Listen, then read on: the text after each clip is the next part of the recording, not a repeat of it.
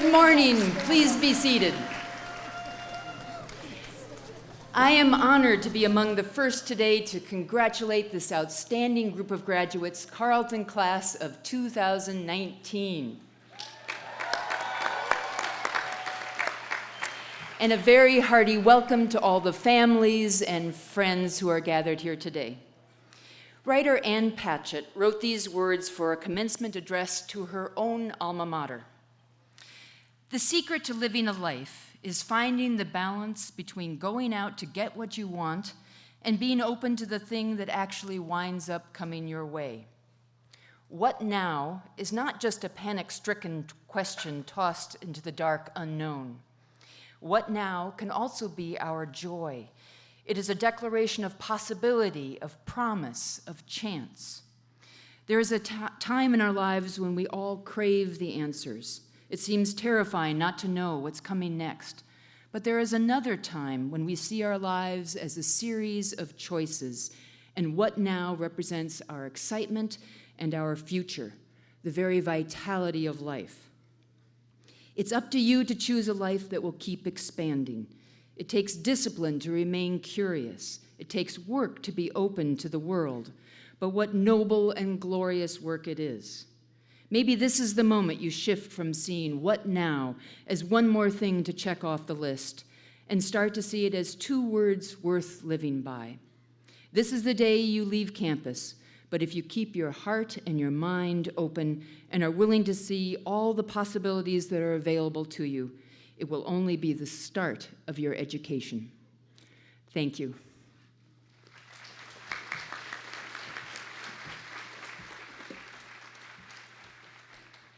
Good morning, graduates of the class of 2019, family and friends.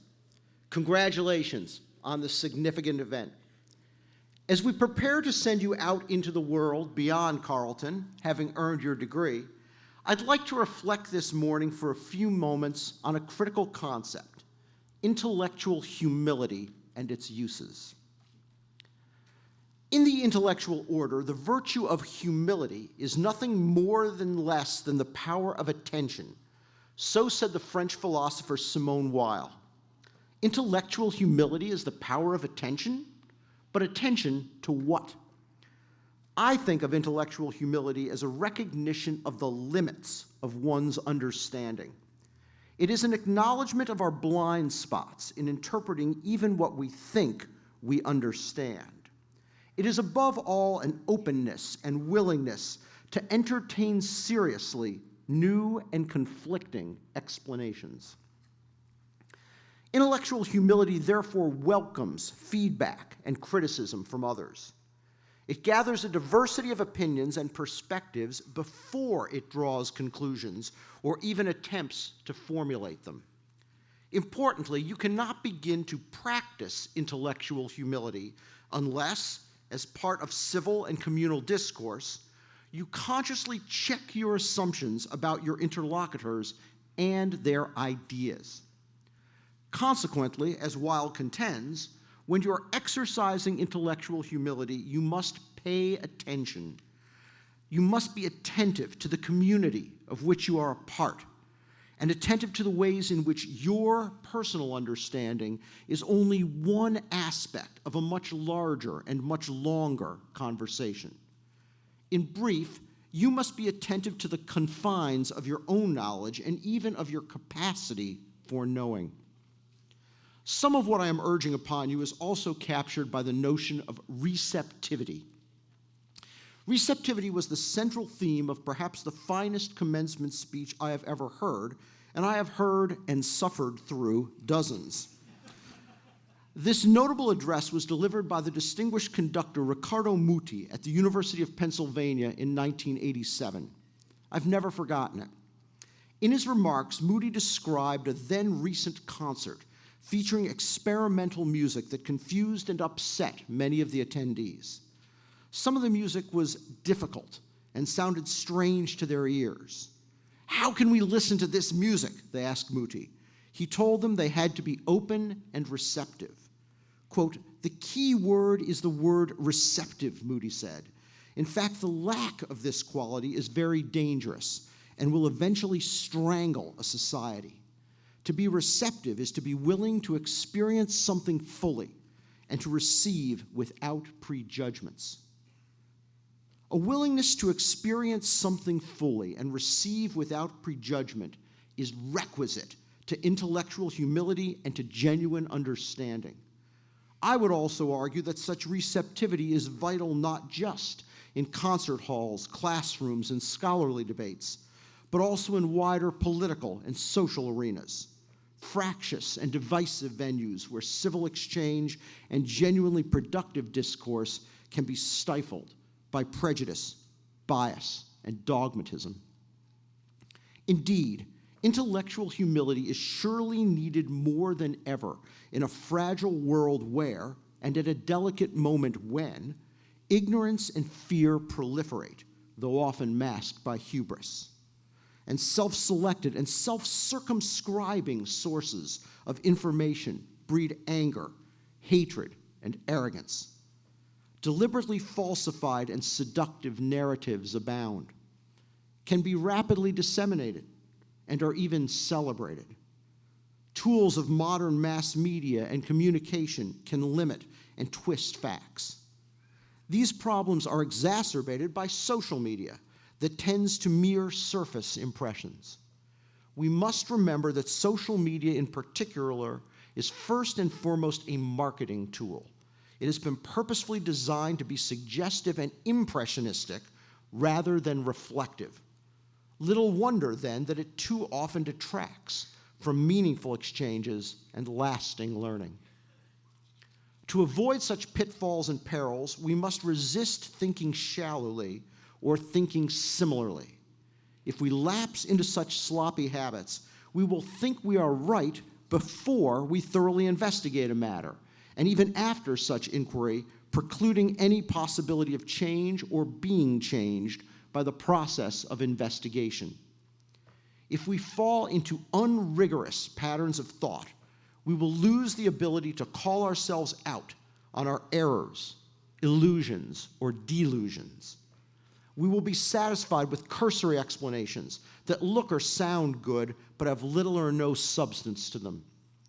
We will be so sensitive to criticism that our arguments and beliefs will be weak at best and dangerous at worst. We will be unwilling and eventually unable to work, talk, and even live collaboratively and productively with others. Instead, we must engage humbly with each other and each other's perspectives and ideas, especially when we feel least able to do so. The intellectual humility I am calling for is not something a person can simply say they have or have attained. Rather, it is carried out in practice, and regularly practicing it will make us better thinkers and citizens over time. Fortunately, over the last 4 years, the Carleton class of 2019 has come to know the practice of intellectual humility well. You have learned to ask repeatedly, am I posing the right questions? What assumptions am I making? Whose perspective or what information am I missing? Is this indeed knowledge that we need or want? Can I hope to be accurate, and to what extent? How provisional are our answers? And what if I'm flat out wrong? You've gained invaluable practice with such modesty of thought because your faculty know a thing or two about intellectual humility as well. Though they may be formidable scholars, disciplinary leadership demands the courage to subject one's ideas to unbridled critique and the willingness to be proved wrong by a subsequent study or better theory. And surely there is no better opportunity to practice intellectual humility than by teaching. Great teachers must be nimble in pedagogical approaches, flexible in adapting curricula, creative in offering powerful explanations, and receptive to evolving student needs and unpredictable classroom dynamics. There is little space for arrogance or certitude in the classroom. Pedagogical success depends on making clear and effective connections. This is why we ask prospective faculty to offer model classes as part of the hiring process, and why in a job interview we would ask candidates to detail how they describe their research to a lay audience. In these ways, we gauge their communication skills and willingness to respond to a challenge on their feet. Furthermore, teaching can enhance faculty research because having to answer incisive questions from the brightest undergraduates can sharpen the focal points of one's scholarship. Learning from exchanges with students in this way is another powerful example of intellectual humility. With admiration for the ways Carleton faculty model and nurture intellectual humility for students, both in and out of the classroom, I would go so far as to posit that this essential quality is most effectively and securely developed in community. Along the same line, some philosophers regard humility as a kind of kindness, a view according to which the virtue of intellectual humility cannot be attributed to a single individual, but instead is fundamentally social and relational. The philosopher Verinda Dalmia suggests that intellectual humility is not only an awareness of one's own ignorance and limitations, but also the propensity to seek and embrace others' efforts, insights, and feedback. Some contemporary philosophers extend the social and relational aspects of humility yet further and say it requires attention and sensitivity to others' well-being and their perspectives. Some say it even requires an active balancing of one's own welfare with the welfare of others. And just as humility requires us to listen attentively to other thinkers and perspectives, so too it demands that we respect and draw upon different kinds of insights afforded by a large and varied set of disciplinary lenses. We must be humble in recognizing the boundaries and gaps of our own academic fields. All the more so, since solutions to the most vexing problems of our time, sustaining truly democratic governments, blocking the spread of epidemics, addressing chronic income inequality, reversing climate change, all of these questions demand multi-pronged, sustained, and singularly creative cross-disciplinary effort. We must be so committed to learning, so open and receptive, that we reach out to collaborate with others we might have previously considered unlikely allies, co-teachers, and co-learners. And finally, there are two temporal dimensions to intellectual humility we would do well to bear in mind. First, look around you at the medieval regalia of academic robes and hoods and banners. They don't just make for colorful photographs and a dramatic stage setting. Rather, they symbolize the historical and theological roots of the modern university, traceable to the University of Bologna in the 11th century, and the continuous and accretive development of knowledge. The work Carleton graduates will soon take up using the skills and information acquired here draw upon an ancient tradition full of brave discoveries and leaps of thought, even if some of the knowledge and solution that seemed certain at one moment did not prove so over time. That should make us humbly appreciative and modest.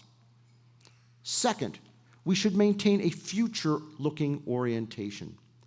For if we have succeeded in instilling in each graduate a proper measure of Carleton-style, insatiable, liberal arts-based curiosity, a lifetime of continued learning and growth and reinvention awaits. Be intellectually humble, then, about what you do not yet know and may want and need to know. Intellectual humility may be maddeningly elusive, may even be philosophically impossible to attain once and for all. But we cannot allow ourselves to be paralyzed or overwhelmed by the challenge of being intellectually curious and humble.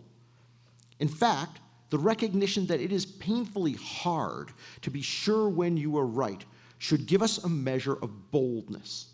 I speak now of a very particular kind of boldness, not the ego-driven boldness of certitude, but rather the deeply empowering idea that in abandoning the notion that the work and aim of discovery is personal, seeing that it is not about you, in this way 1,000 more hands of help and avenues of thought open up. And there are other nearby sources of faith and confidence. First, recalling the socially constructed nature of intellectual humility, it should be reassuring that in your upcoming journeys, you will be accompanied by many others, classmates and lifelong college friends, and can lean on many others, in particular Carleton faculty mentors. When this ceremony is over, your professors will assemble to congratulate you as you march from the bald spot. Your sincere thanks to them in return can mark the opening of a higher level of relationship and friendship. And just as the class of 2019 will carry together the spirit of intellectual humility in aspiring to live a good life and to make a positive difference, Carleton and other great colleges and universities will also share this forthright devotion to improving the world through their graduates and the ideas that their faculty generate. Academic communities can be places of succor and encouragement and reaffirmation. So do not be a stranger to your alma mater. Return often and draw upon it and those who are here. In a 2008 commencement address at Colorado College, the poet Billy Collins said, quote, "The corollary to carpe diem is gratitude.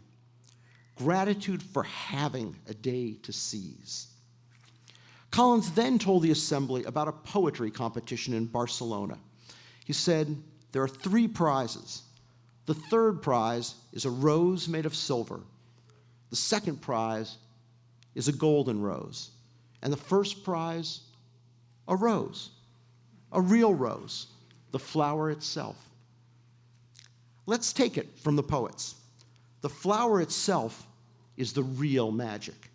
It fades quickly, and opportunity is lost. The time to exercise intellectual humility, the time to express your gratitude is now. Thank you.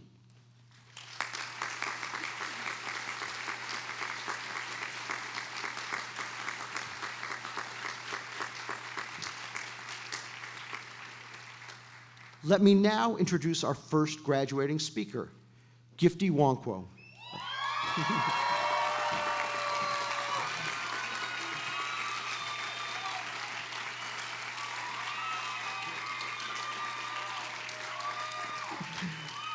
Gifty is a psychology major and a cross-cultural studies major from Sugar Land, Texas. The title of her speech is A Time to Recap.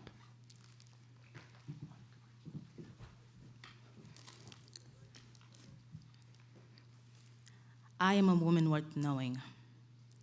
This is neither something that I would have known, nor something that I would have been able to declare over a microphone in such a setting, if not for the integral relationships, not only with family, friends, but also, and importantly, here at Carleton.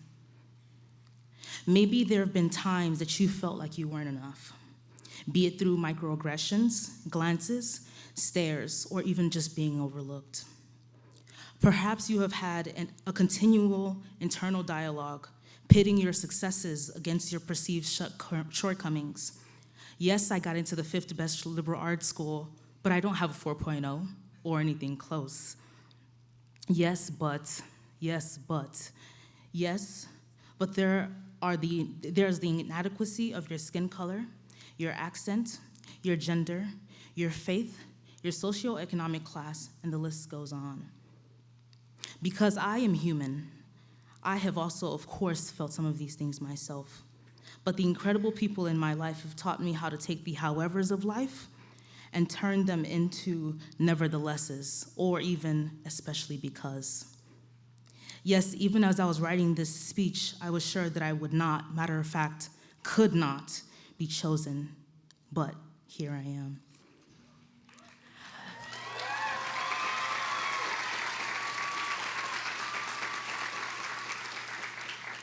During my first year of Carleton, I was plagued with a deep sense of imposter syndrome. I felt surrounded by a high sea of achieving and extremely intelligent people, yet I felt like I wasn't one of them. You see, I am not a Smith or Johnson or William. My name is Gifty Waamaka Emoswanko. My name pulls up more red squigglies than a freshman A&I paper. I never expected people to know my name, much less pronounce it correctly. Picture this: freshman me sitting behind a student work desk in the Dean of Students' office, trying so hard to desperately keep up with the million-page reading and 24-hour assignments professors so love and so brilliantly hand out. I was concentrating so hard that I fell silent, a rare occasion for me. When Dean Livingston herself walked by my student desk and said, "How are you, Gifty?" I was so taken aback by the fact that she actually knew my name, I honestly can't remember if I responded. Whether she realized it or not, her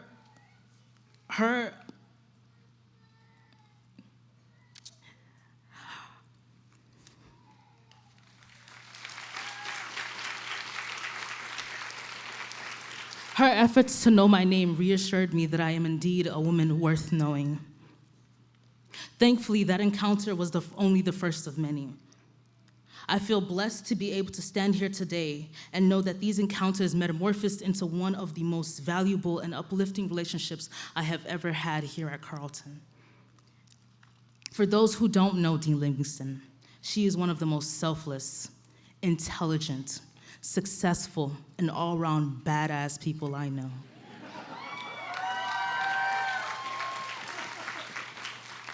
Luckily for us, Carleton is full of individuals who possess similar qualities. There are the Professor Williams, who won't stop until your critical thinking skills meet his standard, which you all know are incredibly high. So many times in class, I would make a claim about a belief I had, and he would ask, "But where is your evidence?"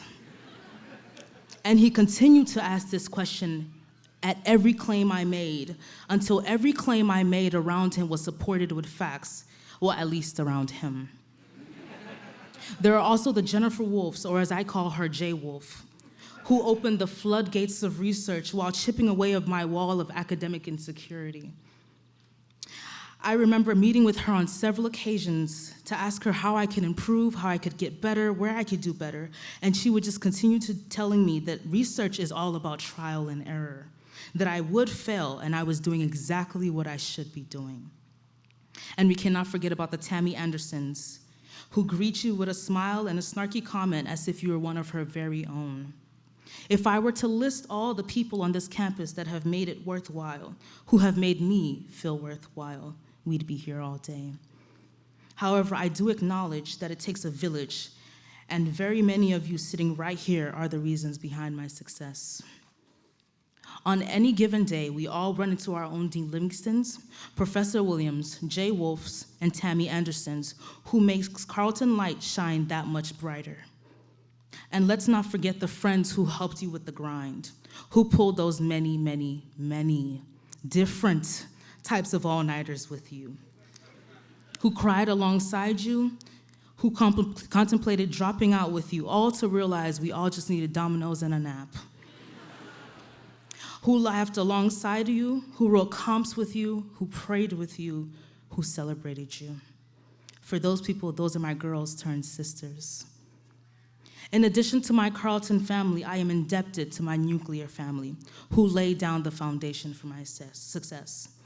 Dad, you caused me to be a strong and resilient woman who can stand firm in the face of whatever adversity is thrown my way. For that, I am forever grateful. Victory and Joshua, my annoying siblings, my heart. I thank God every day for the time that the both of you were placed in my life.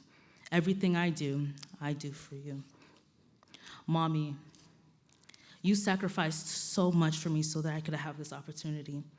You took the mediocre jobs so that in no way matched your education level and the insults that came with it so that I would not have to.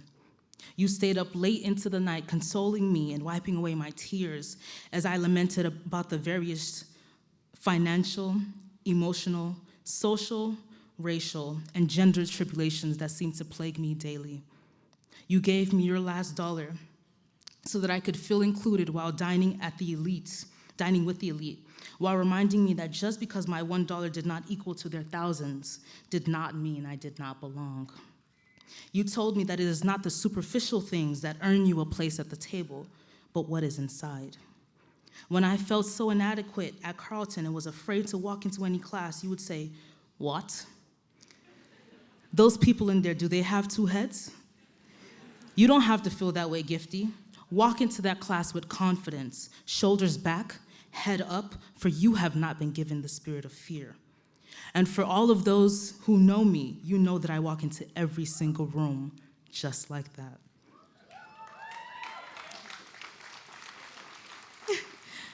Most importantly, you held on to God for me when I could not. And you did this all for a day like this. You will reap the fruit of your labor. I will make you proud, I promise.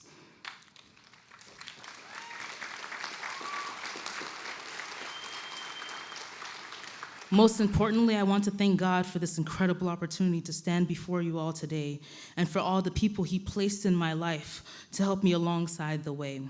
I am not ashamed to declare that without God, I am absolutely nothing. Gratitude, my friends. We all have someone to be grateful for. All the moms and dads, aunts and uncles, grandparents, family, friends, who all had such faith in Carleton that they did all they could to support someone graduating alongside you. We say thank you. The amount of work in the audience is quite incredible. We are grateful for all of you. Sometime within the last 4 years, we have all come in contact with the great Carl, one who has seen something in us, challenged us, or supported us. We have formed relationships that were vital to our Carleton career. We have met future governors, debated with future lawyers, and glanced at future presidents. We cannot predict what tomorrow might bring. Cherish and nurture all who enter your life. We often think of relationships as good or bad, but life is truly not black or white, but rather shades of gray. Congratulations, class of 2019. We did it. Every one of us, every check, every phone call, every hug, every visit, did it. And we should all be so proud of our accomplishments. We worked so hard to get to this point. I am looking forward to building more relationships and memories with you in all the reunions to come. Thank you.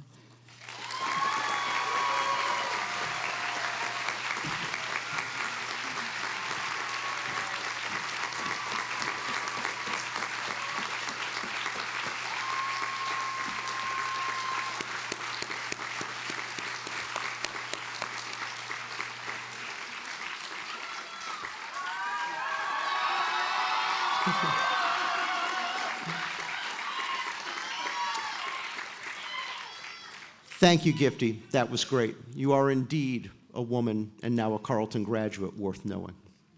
Our second speaker is Hebaguda,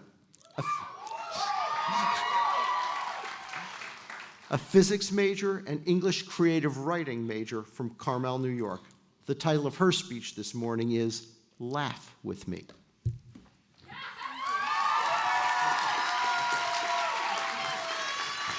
Oh, can I lower this? Hi. So it's my understanding that congratulations are in order. Congratulations, class of 2019, and know that I'm honored to have spent the last 4 years with you. I only have a few minutes, so I'll be transparent. I will say that I am very uncomfortable up here. I do not like public speaking, and so, of course, I decided to write and submit a completely voluntary commencement speech. Life is a conundrum, no? I'll get to my reasoning in a bit, but I wanted to introduce myself first. My name is Hebaguda. I'm a physics major born in New Jersey. And something else you should know. When I was in 5th grade, I lived in Egypt for a year with family that I didn't know, surrounded by a language I didn't understand. Flipping through TV channels, I stopped at an episode of Friends for no other reason besides that it was in English and I was desperate for any kind of familiarity.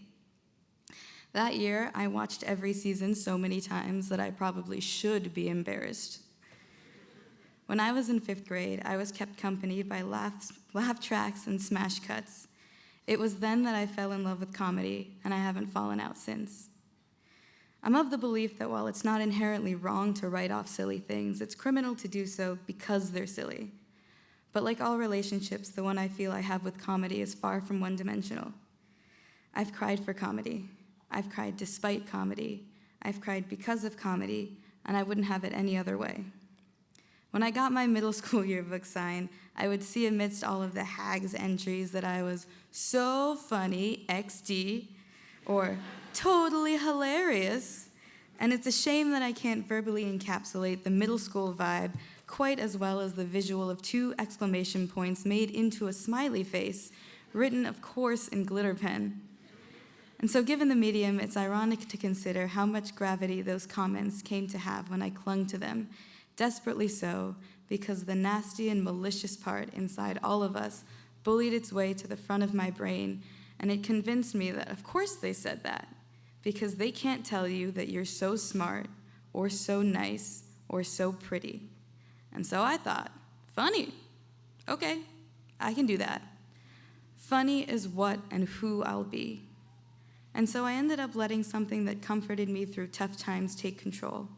When people laughed, I was allowed to feel okay about myself. And when they didn't, I was just a fool. I conflated my worth with a chuckle count, and before I knew it, humor functioned much more like a wall than a bridge. And so let this fester for 10 years or so, and that brings us to the fall of 2015 when I came to Carleton. As a first year, I went to auditions for Carleton's improv comedy group, Kujokra, but only technically. I actually sat outside of the room, too scared to go in.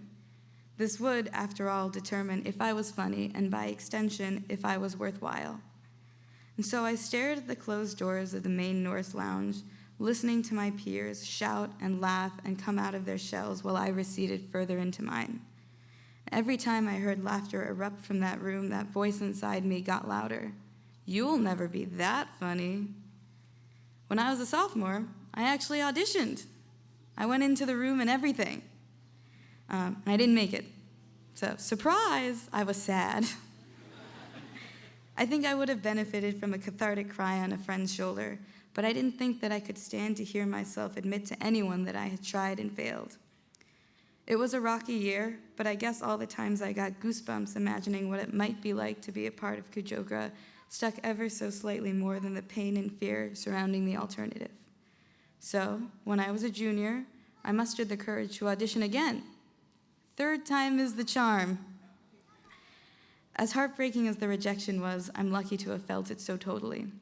I'm lucky I had supportive friends and things to take my mind off of the disappointment, like classes and stuff.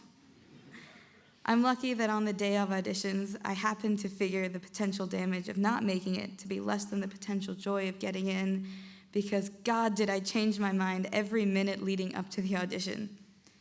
That process in its entirety forced me to see that I was willing to forfeit any chance of getting what I wanted so that I could save my pride. That initial rejection stung, but I needed it.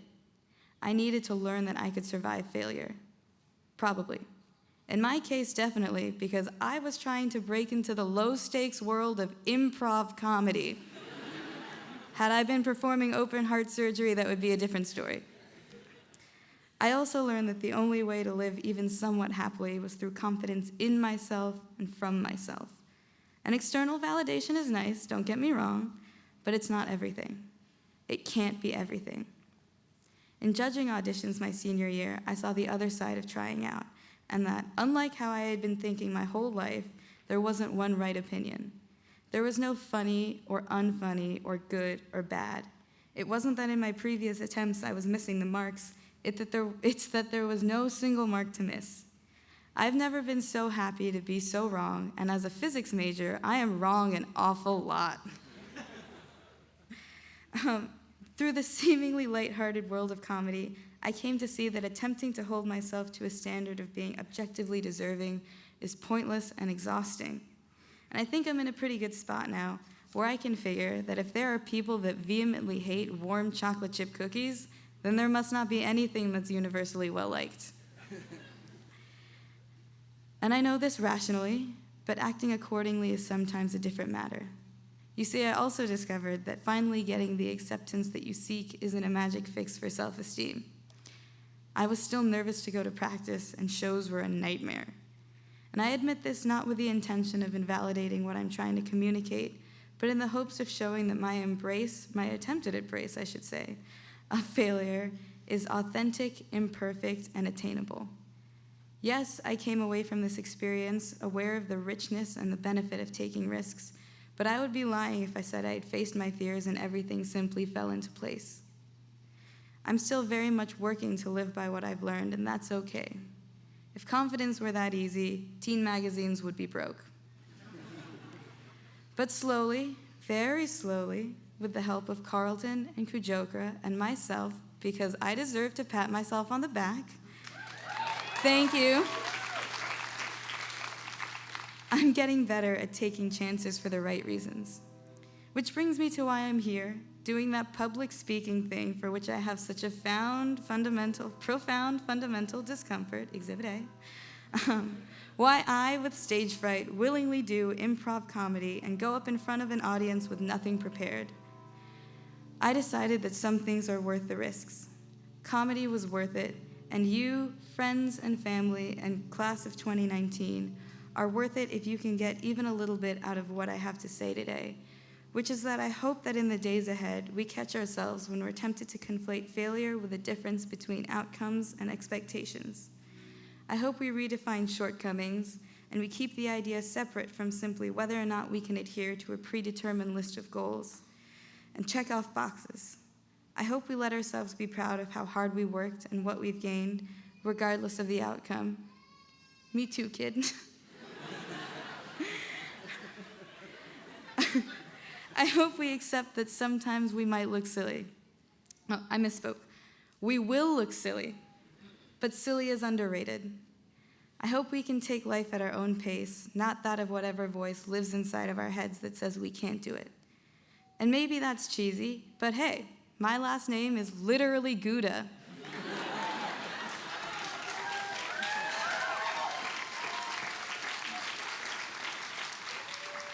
So, reach for the stars, throw in a cliche every now and then, and don't be afraid to improvise. Thanks, everyone.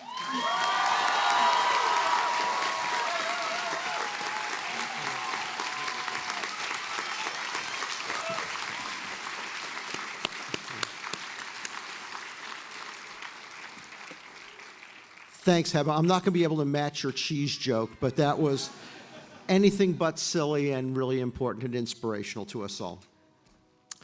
We now move to the awarding of honorary degree, a signal academic honor. As your commencement program notes, the college awards such degrees sparingly, selecting recipients with great care.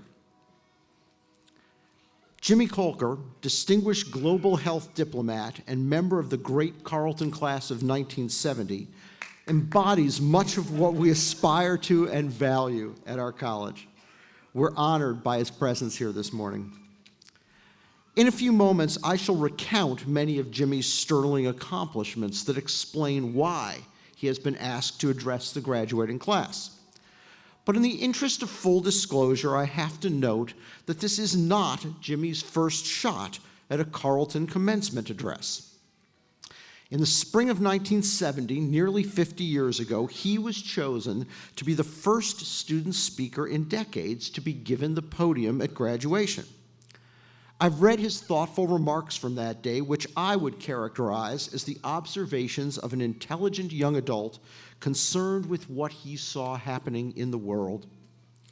On that long ago June morning, Jimmy said, "Even though Aristotle considered impatience a malady of the young, in today's world of wealth and technological miracles, younger generations have good reason to question the slow pace of change." There followed a passionate and well-reasoned call to action to make our world a better place.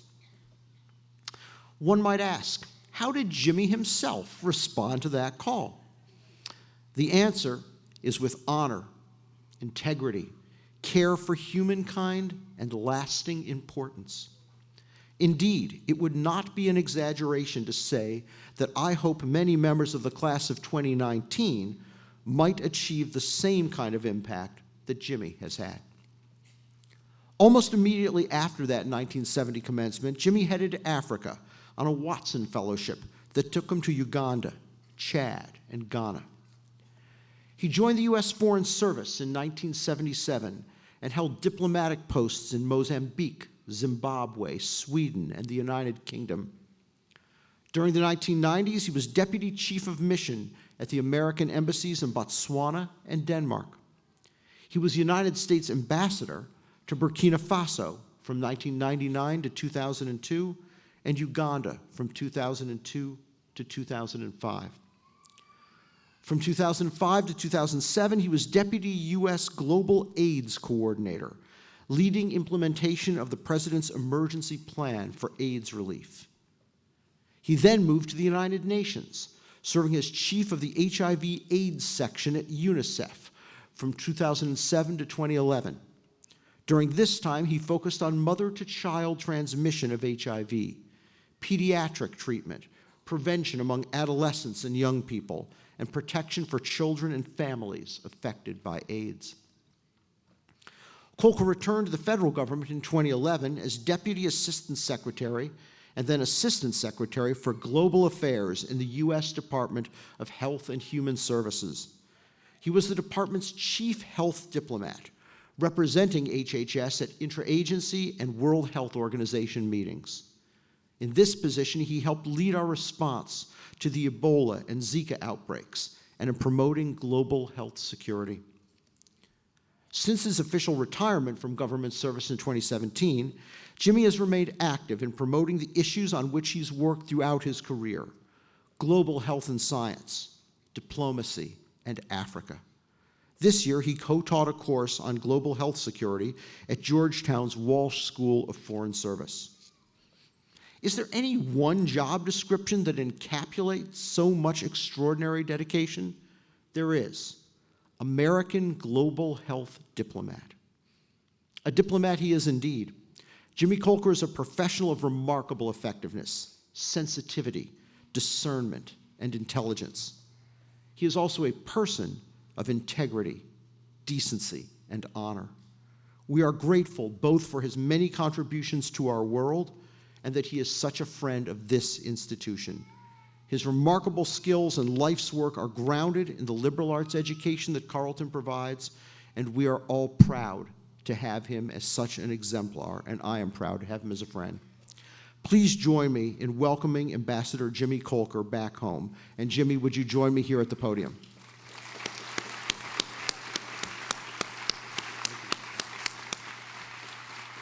Jimmy Kolker, global health diplomat, ambassador, educator, and public servant. You embody a rare blend of vision, purpose, statesmanship, and grace. You have confronted and helped find solutions to acute problems of international diplomacy and the physical and social health of individuals, communities, and nations. Putting your Carleton liberal arts education to a noble use, you are an exemplar of how a person of integrity and determination can make a lasting, positive difference in this world. By the authority vested in me by the state of Minnesota and the Board of Trustees of Carleton College, I hereby confer upon you the degree of Doctor of Humane Letters, honoris causa, together with all of the rights, responsibilities, and privilege pertaining thereto. Congratulations.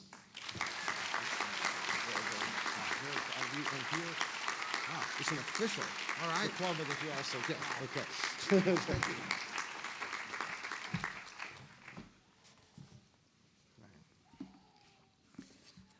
Thank you, Steve Poskanzer, for that flattering introduction, for being such a good steward of Carleton and a friend. As Carl, we try not to take ourselves too seriously, but wow, I now have 2 degrees from Carleton College. And it's a remarkable honor to be recognized by this college and this community. Hello, Carleton class of 2019. I'm the last thing you have to endure before becoming fellow Carleton graduates and Carleton alumni. But you should be aware of one key fact that President Poskanzer omitted. Yes, in 1970, I was the first student graduation speaker in 60 years. But my performance was so unimpressive that the college immediately discontinued the practice. It wasn't until 1978 that the tradition of having a student address at commencement was restarted. So this time I'm determined to do better. But it's going to be a tough task. For as you heard, my message in 1970 was that young people were impatient to accomplish the solutions that eluded previous generations. Specifically, I said that we were committed to end poverty, to eliminate racism and intolerance, to clean up the environment, and to end war and militarism. And I'm here 49 years later to tell you how we did. Not very well. In 1970, 25.4 million Americans lived below the poverty line, 12.6% of the population. By 2017, there had been no improvement. 12.3%, or 39.7 million Americans, lived below the inflation-adjusted poverty line. Globally, the picture was more encouraging. In 1970, about 50% of people living on Earth were estimated to be living at absolute subsistence level, well under $1 a day. Now, adjusted for purchasing power, fewer than 10% of the world's population are living under the equivalent poverty line, which is now calculated at $1.90 per day. How about racial equality? 21% of Black Americans are among that group of very poor in 2017, double the figure for whites. More women are below the poverty line than men. We know that policing and incarceration and wage differentials, education and housing legacies still result in unequal outcomes for racial minorities. Around the world, intolerance against migrants has grown dramatically. Muslims and Christians and Jews are attacked in places of worship. Sexual minorities and journalists and women are detained and tortured for demanding and exercising their rights. So equality and tolerance remain an aspiration, not a reality, in our society. Air and water pollution were the big environmental issues in 1970, and we've made measurable progress in cleaning up our immediate surroundings. I wonder if 2019 graduates have ever experienced acid rain. It was a real thing in the 1970s, but restrictions on chemical emissions into the atmosphere have been successful in combating it. But surely there's no one here today who believes that our planet and our environment are better off now than they were 50 years ago. Carbon emissions, record high temperatures, rising sea levels, weather extremes have all grown much faster than our capacity to manage or control them. And the Vietnam War, which preoccupied college campuses in 1970, ended in 1973. But have we reduced our propensity to embark on military engagements when diplomacy might provide less costly and less deadly alternatives? Since the war in Vietnam ended, American service members have been killed in action in Lebanon, Grenada, Panama, Kuwait and Iraq in 1991, Somalia, Haiti, Bosnia, Kosovo, Afghanistan, Iraq again, and Syria. Not all of these wars or interventions were foolhardy or mistaken, but many of them were. And the total number of American service member casualties was 7,500, far below the 58,000 lost in Vietnam. So class of 2019, you're smart, you've been to Carleton, you figured out where I'm heading with this. The glaring problems that preoccupied young people in 1970 are still with us today. And our intentions to end poverty and racism and environmental damage and war were sincere, but fighting these scourges proved vexingly difficult. We've left you, our successors, a legacy of insufficient progress, of numerous failures, and serious consequences if we continue our pace of 1.1 steps forward and then 1 step back. But I'm here to tell you today that you're well prepared to tackle these huge issues and do better than the rest of us have done, to motivate you to sustain the energy and the idealism to heal and improve the world. You have a degree and an ethos and a discipline of mind from a great liberal arts college. U.S. News and World Report got one thing right: Carleton has the best liberal arts teaching faculty in the world.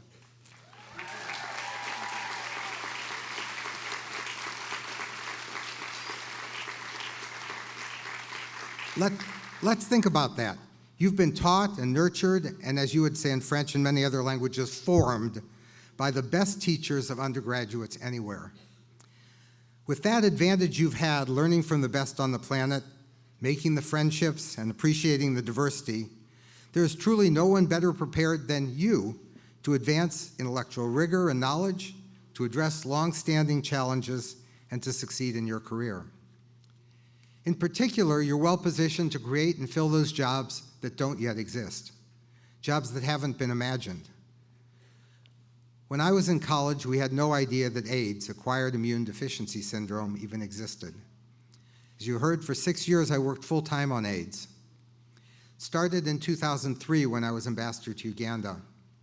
President George W. Bush announced his global AIDS program, and Uganda was to be its showpiece. So through no merit or virtue of mine, I was responsible for the biggest AIDS program in the world. I certainly wasn't alone. We had a great embassy team and some AIDS experts among us. But it was my job to make Uganda's AIDS program the shining example of a U.S. policy success. It was in Uganda that the ideological battles would be fought out between treatment versus prevention, abstinence versus condoms.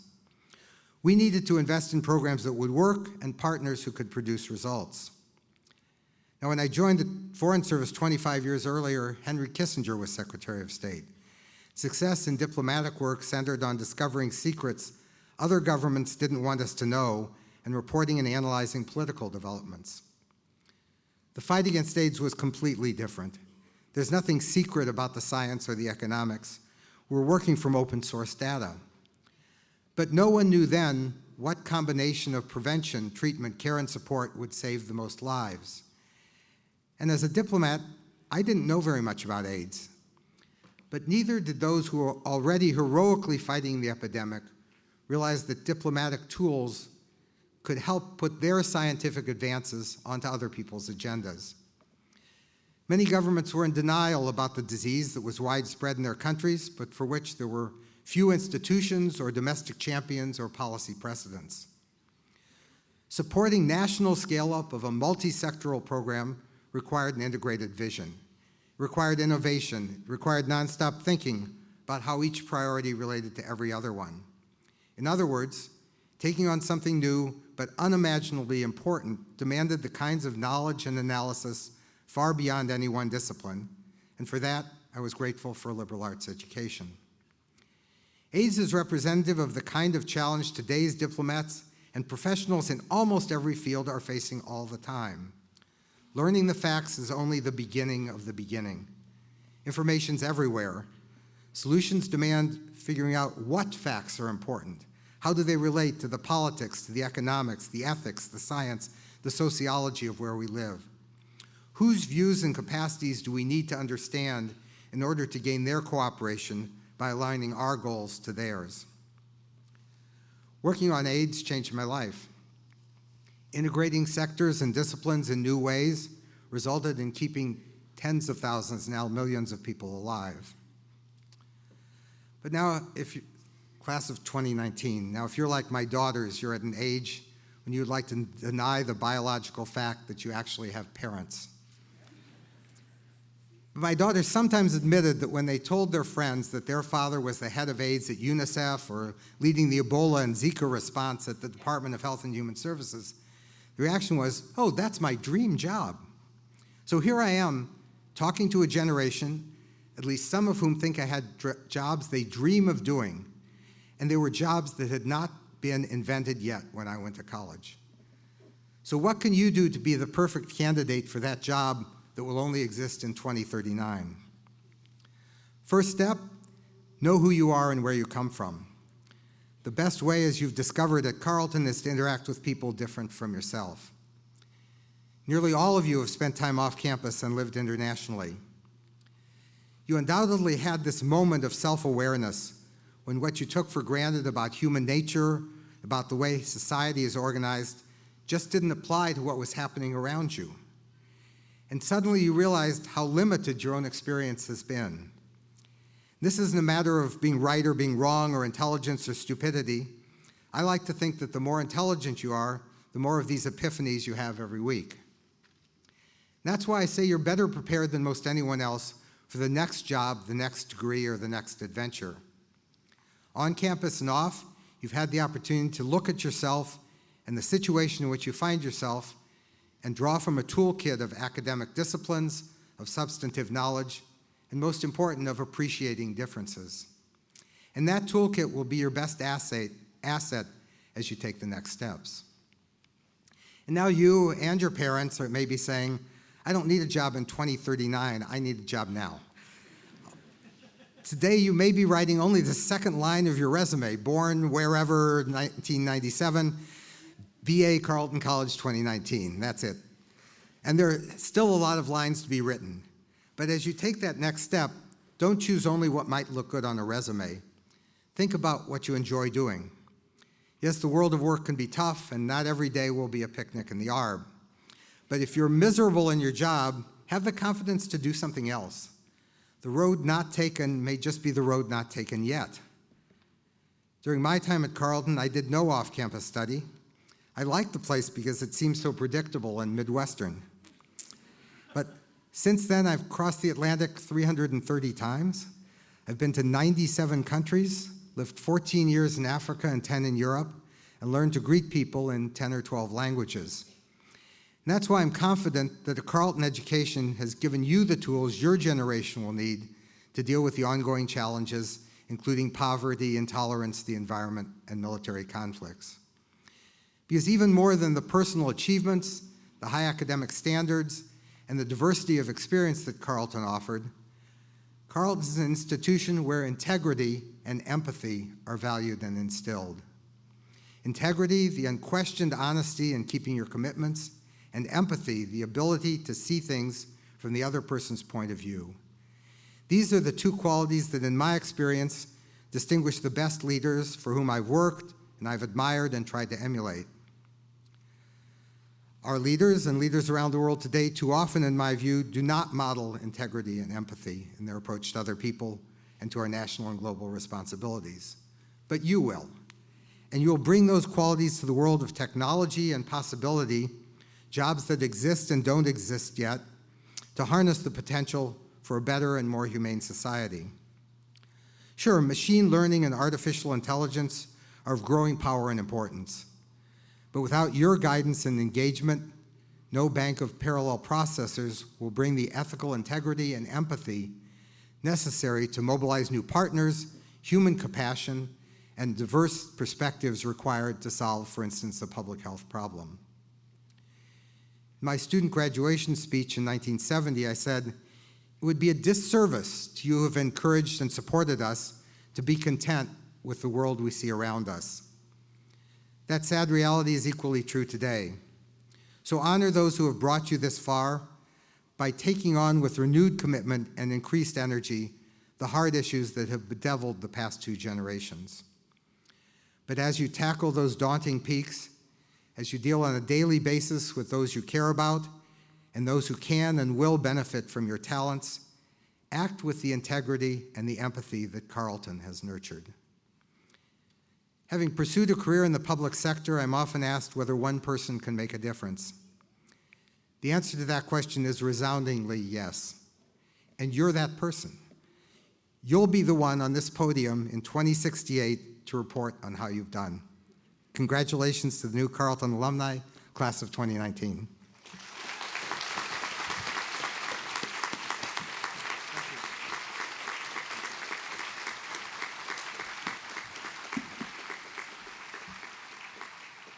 Thank you, Jimmy. I would say you're now 2 for 2 in terms of your commencement addresses. Now to the pinnacle of today's ceremony. Ordinarily, at this point in the commencement address, I would invite the dean of the college to read the names of the graduating class. However, this year, that honor will fall to Vice President and Dean of Admissions Paul Thibodeau, who is retiring after 32 years of helping recruit superb cohorts of entering students, including all of today's graduates.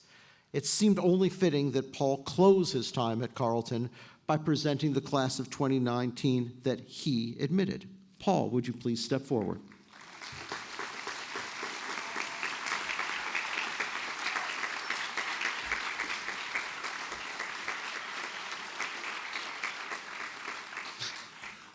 Will the senior class please rise?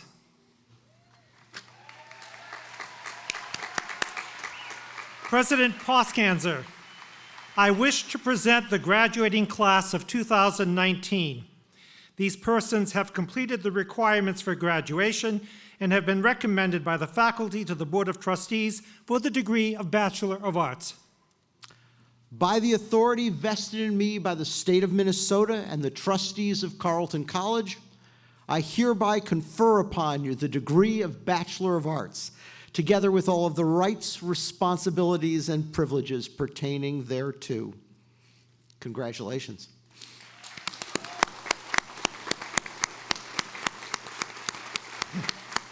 Will the first row of the left section come to the platform, please? The rest of the class can be seated.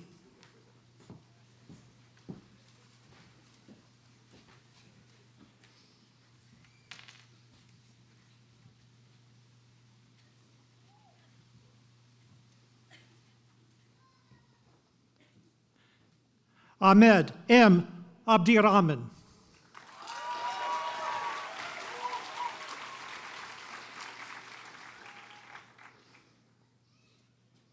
Willis Grant Ackerman.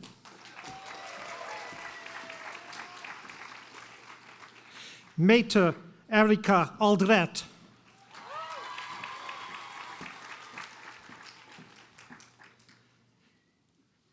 Sayed Osama Amir. Gifty Wamaka Amos Wankwo.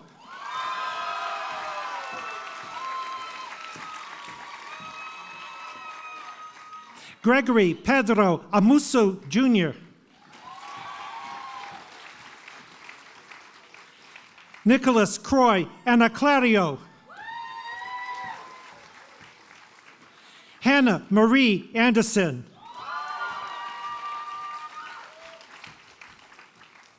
Kessa Sophia Andrews.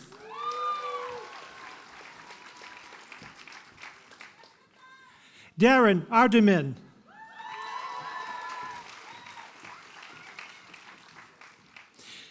Jackson Charles Atkins.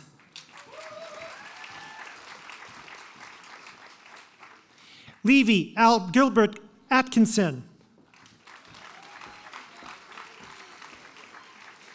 Tiana Janae Avery.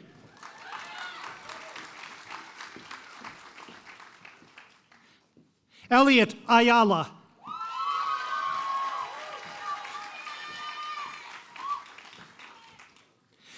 Hannah Elizabeth Aylward.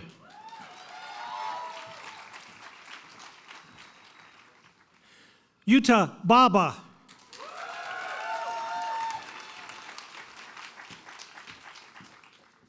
Yupen Bai.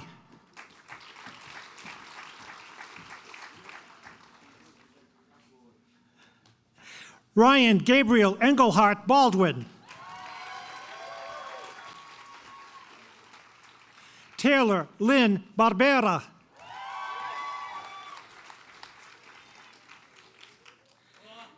Hannah Kate Barnstone.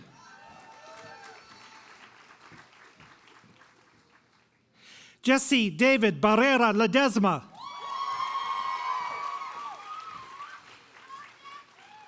Bryce Thomas Barton.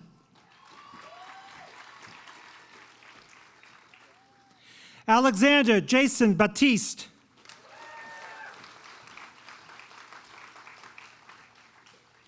John Patrick Beatty.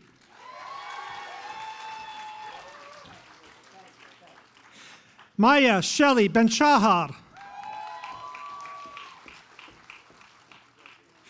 Galen William Quinn Berger Fletcher. Kyle Mackenzie Berglund.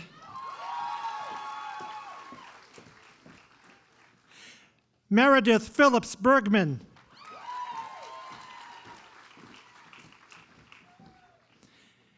Adam Jonathan Berkerbile.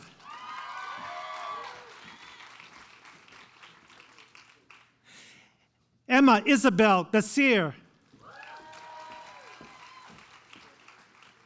Andrew Reed Biddison. Andrew Thomas Beal.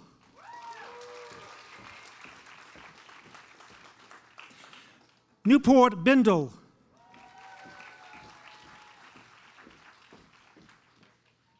Mara Rose Blumenstein. Sarah Whitlaw Bobby.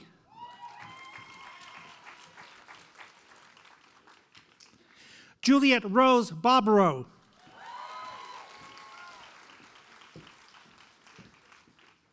Kwaku Entry Menza Bodum.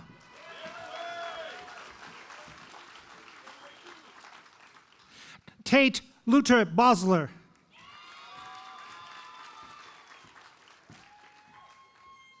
Sydney Laura Boats.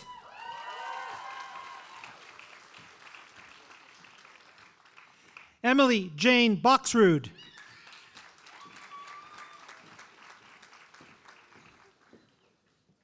Shannon Rose Brannigan.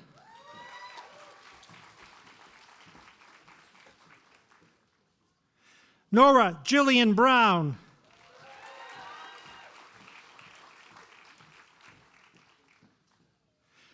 Robert Tanzer Wallace Browning.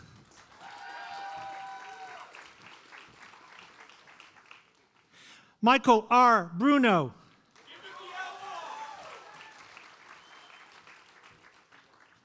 Clara Lene Buck.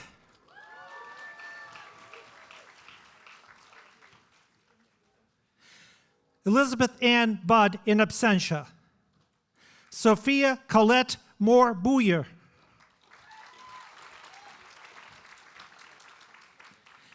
Natalie Elizabeth Bulger.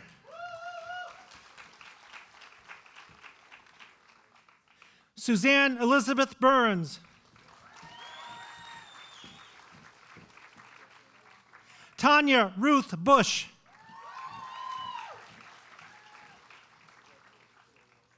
Elliot Jacob Eroy Kahn.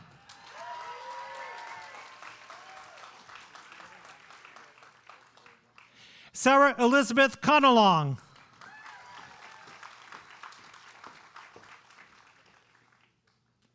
Nicholas Anthony Caputo.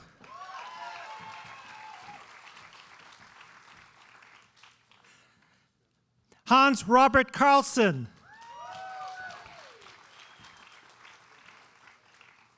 Nathan Michael Carroll.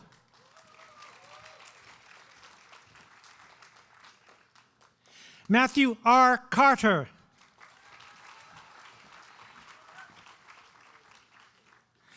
Ethan A. Kesselmace.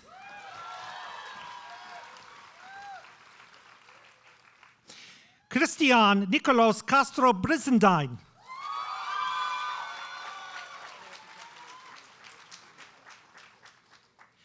Zobeda Eileen Shafi Valdez.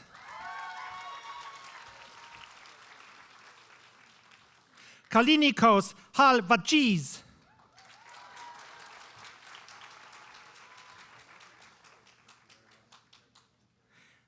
Jennifer Carey Chan.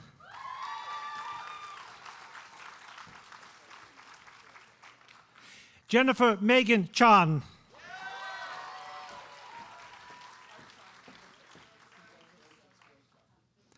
Proud Chanarat.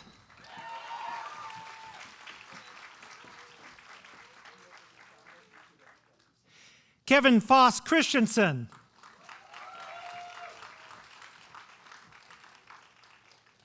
Ursula Francis Clausing.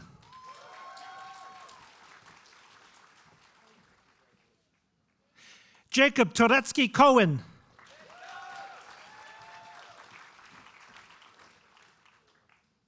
Jimmy Koyaso.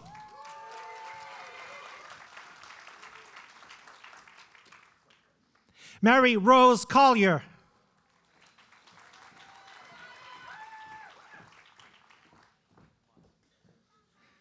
Patricia Grace Cummins.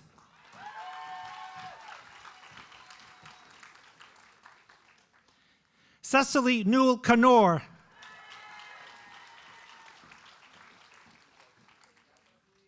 Christina Conrad.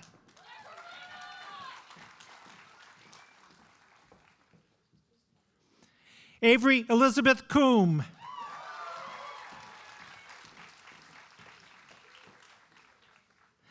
Gladys Yvonne Cortez.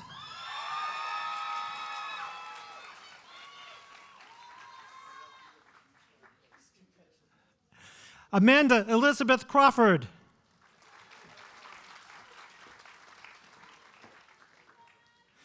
Joshua Daniel Krotz.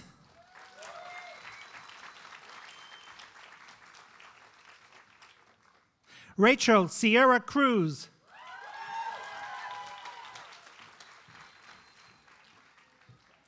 Jackie Kulata.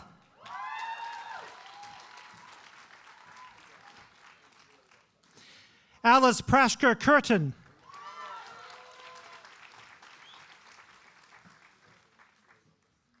Fabio da Silva Soares.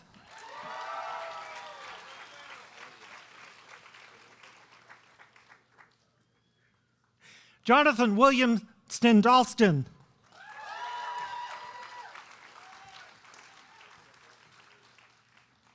Malika Dargan.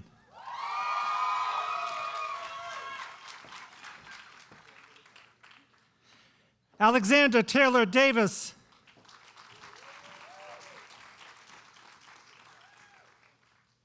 Peter Alfonso de Uick.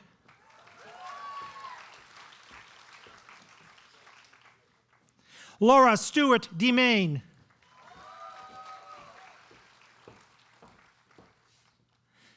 Emma Dempsey.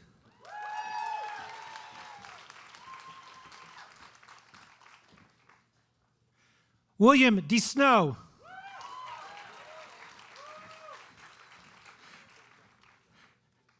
Natasha Hannah Dietz.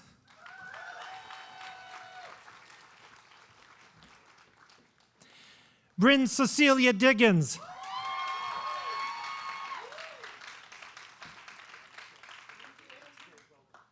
Fernando Jacobo Dominguez.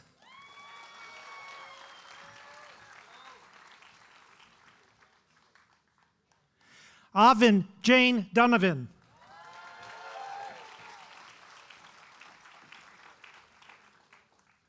Tenzin Dopen.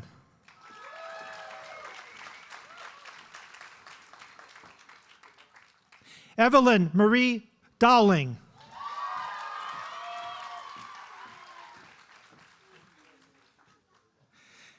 Joseph Marcus Scott Druckman.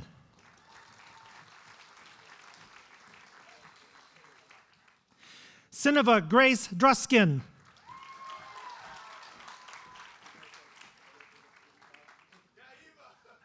August Michael Ducharme.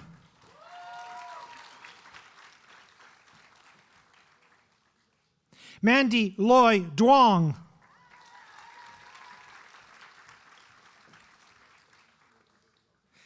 Madeline Amanda Egan.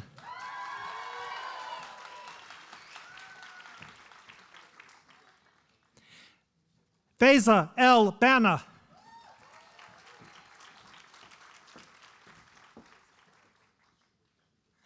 Ethan James Ellis.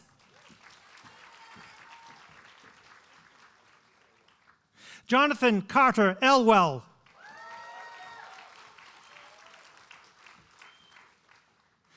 Logan Matthew Emholtz in absentia. Emily Elizabeth Erdl.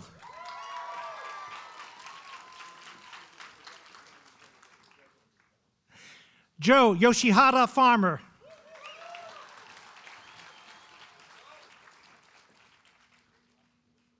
Roger Jeffrey Fost.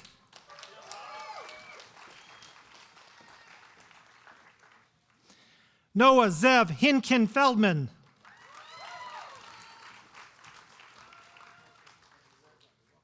Anna Lee Ferrick.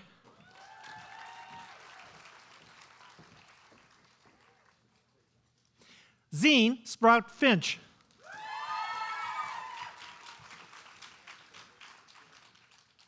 Clara Diane Finkelstein.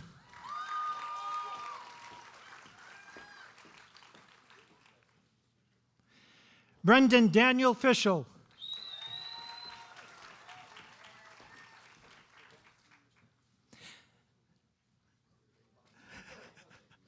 Lena Isabel Siracusa Fisher. Brianna Rochelle Fitzpatrick.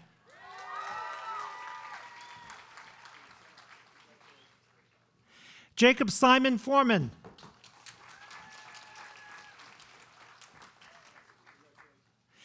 Caroline Wynne Foster.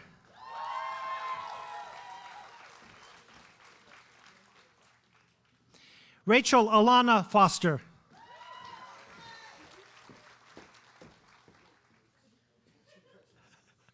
Spencer Robert Francis.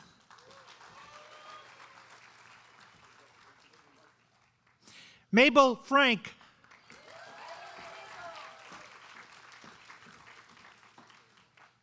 Aaron L. Frankel.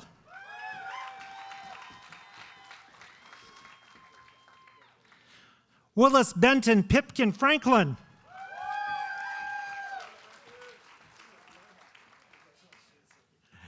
Trevor James Freeland.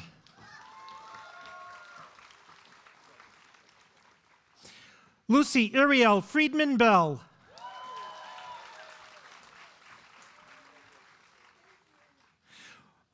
Corey Renee Frenshu.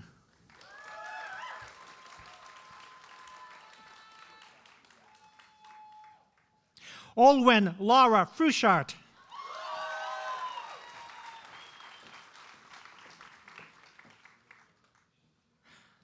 Amarani Fuentes Orozco.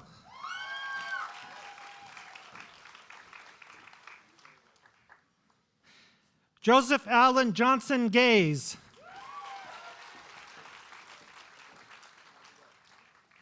David P. Gallagher.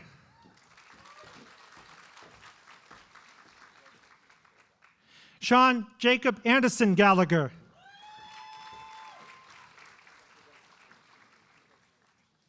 Alejandro G. Gallardo.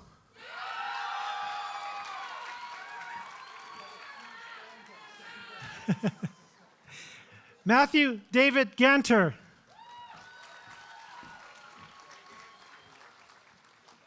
Ziyan Gao.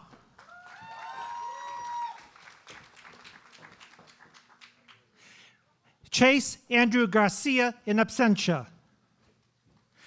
Anna Louise Gergely.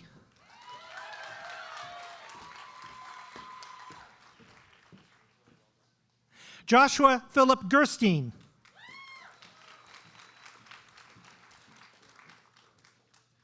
Pedro Gedardi.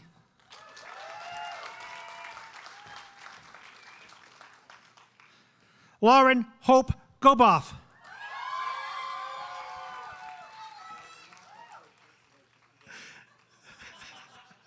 Daniel Ian Gold.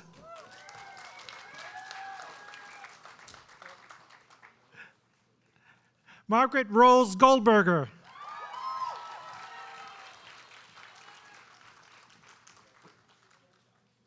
Noah Scott Goldman.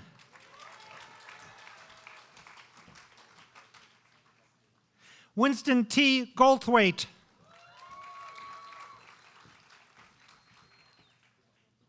Aaron Raleigh Goodman.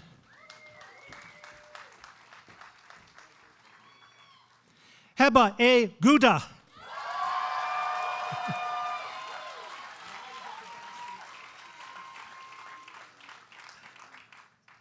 Leah Elizabeth Clark Gould.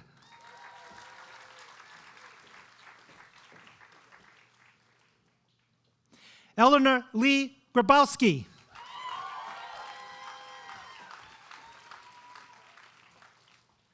Nicholas Adam Hammond Grazie.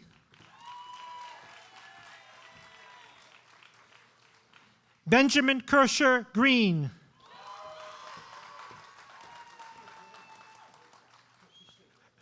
Sasha Rory Greenfield.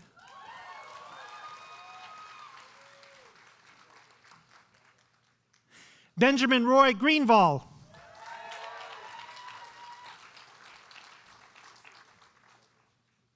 Eva Durham Grench.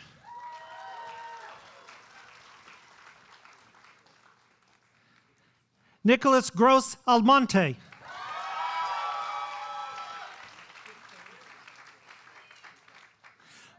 Malcolm Chase Grossman.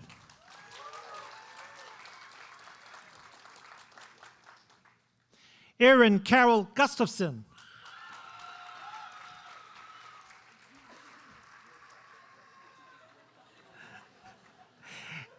Anne Isabel Guttridge.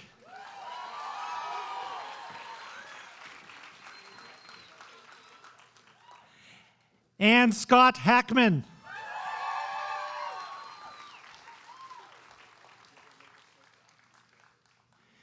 Caitlin Jeanette Hamers.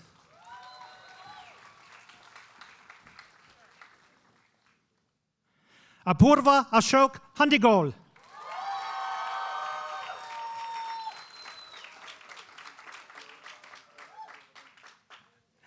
Jack Edward Hardwick.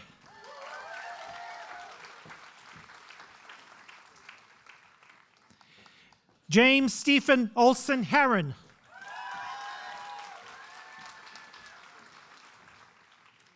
Cecilia Laughlin Hart.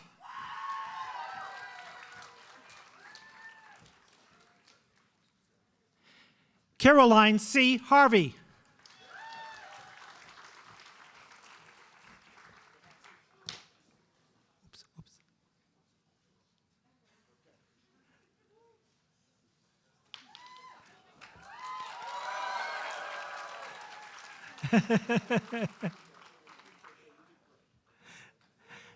Isaac Martin Hazley.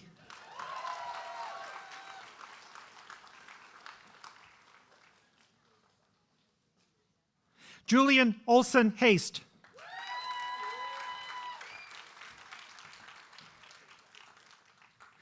Cameron Kingman Hastings.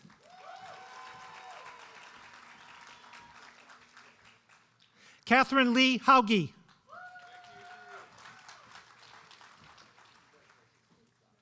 Sylvia Carol Hauser.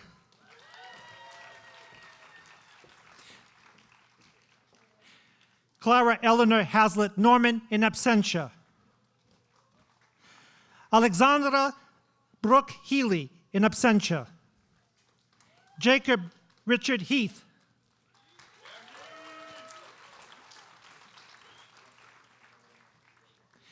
Liesel Grace Helmanack.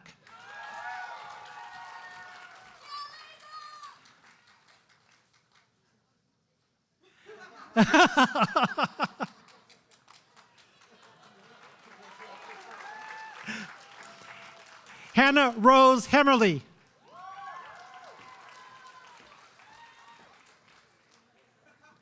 Christian Hernandez.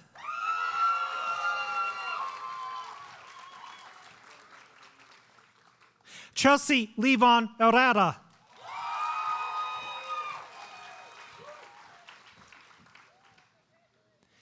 Emerson Herrera.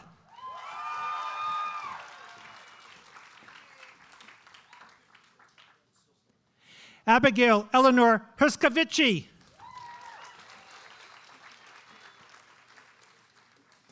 Austin John Hoyer.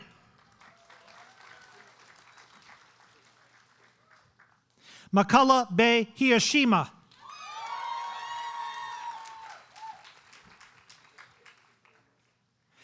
Jeremy James Harold Hills.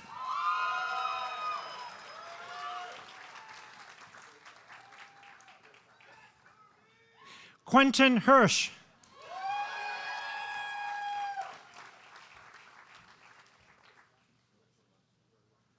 Clara Ann Hobby.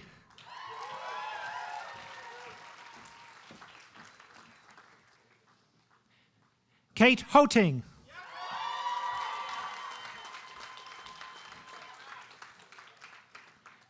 Martin Campbell Hoffman.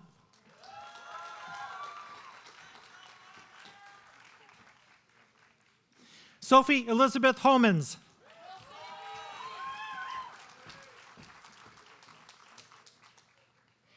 Andrew Mitchell Hoyt.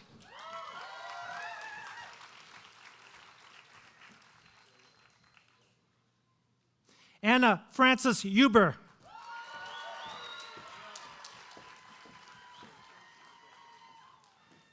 Adriana Danielle Hudson.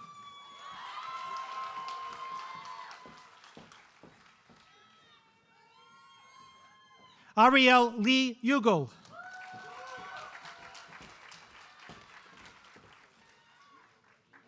Caroline Lee Patricia Hull.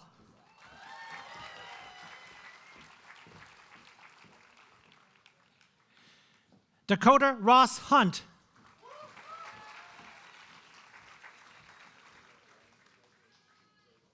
Milan Latif Hutchinson Jr.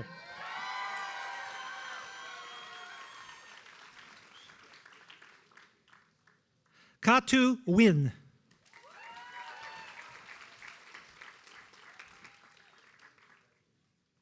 Fu Tuan Win.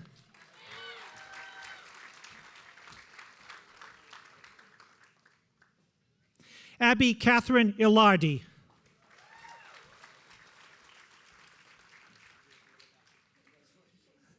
Callan Mador Inman.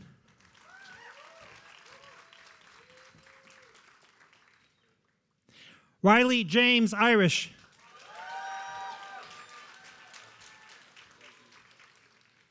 Marcus James Eartham.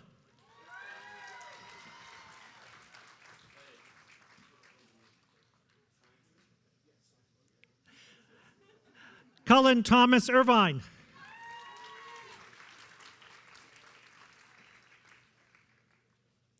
Isabel Francis Irvin.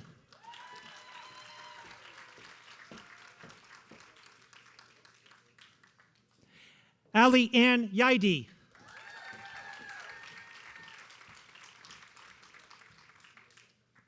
Cole Lee Johnson Sparman.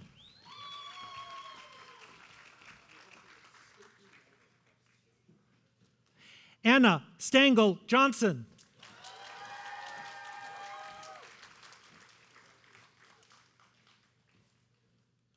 Jared O. Johnson.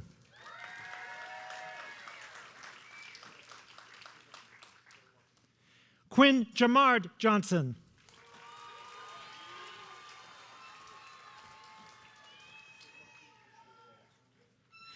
Sarah Catherine Johnson.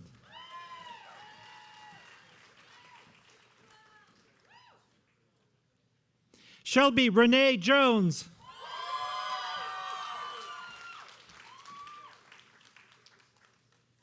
Camille Gabriella Johnlin.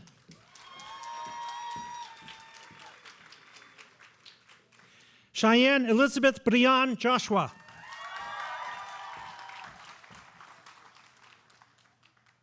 Melanie Lynn Kane.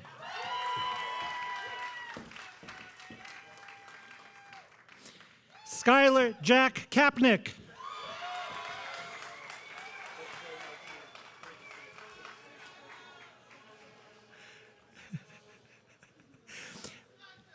Charles Maxwell Kapsiak.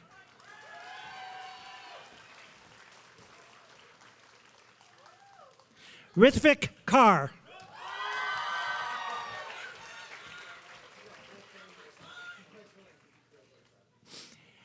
Anna L. Carmel.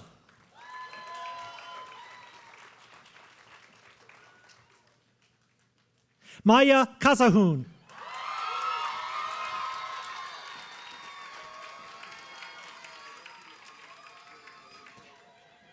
Ruby Jolly Kazami.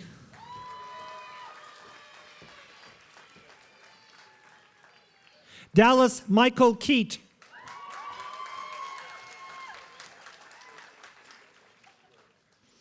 Pavana Khan.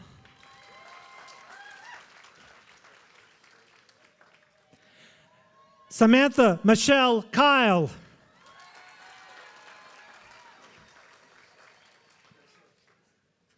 Chae-Wan Kim.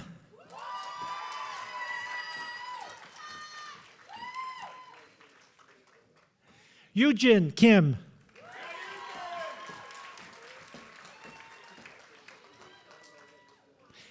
Jordan Clay Karbervig.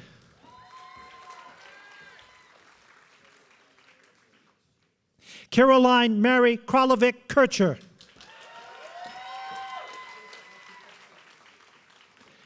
Daniel Cantrell Kapetsky.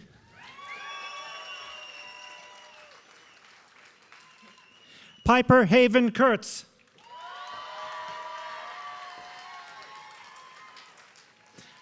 Nayang Kwok.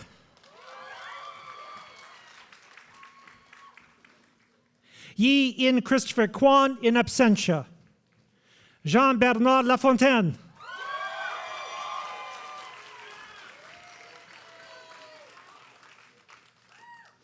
Eric Keel Lagerquist.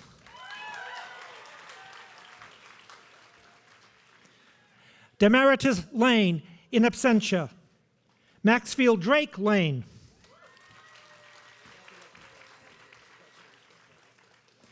William Elias Lanzillo.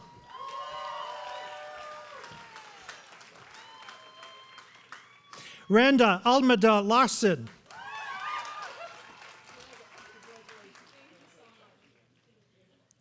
Dylan Patrick Larson Harsh.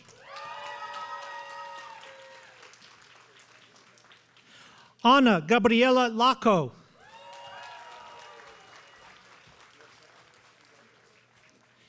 Annabelle Mary Elizabeth Leahy.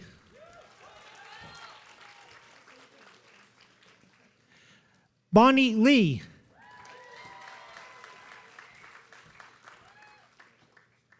Sonia Ji Young Lee.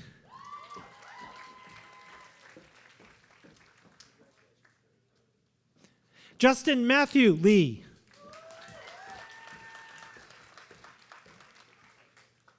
Mark William Leedy in absentia. Casey Stephen Lee Foss.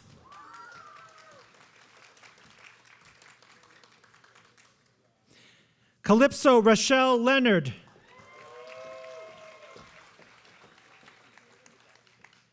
Cecilia Ann Leone.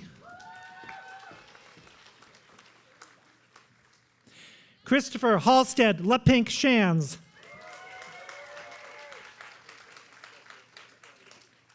Xian Li in absentia. Ye Shen Li.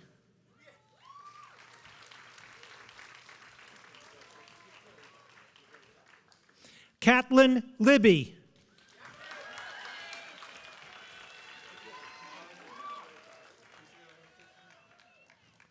Henry Joseph Liedel.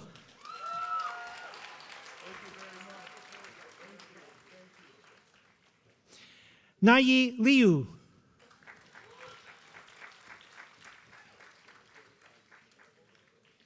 Tina Liu.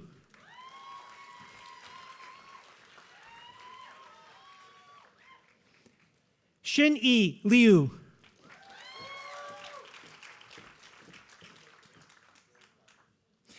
William Bradford Hasty Loner. Nathaniel Lovin.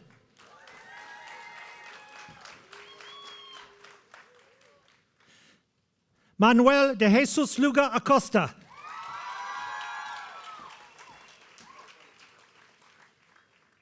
Rebecca Amy Liu.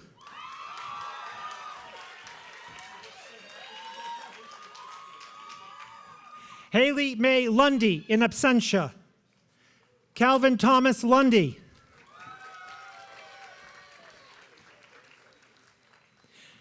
Charles Kretschmer Lutvak.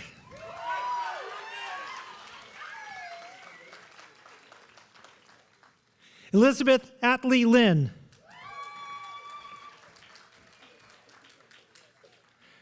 Yanhan Liu in absentia. Shi Ao Ma.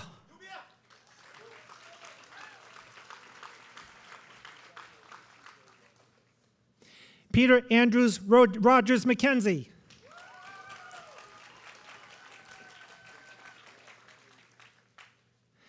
Alexander Sharad McKeel.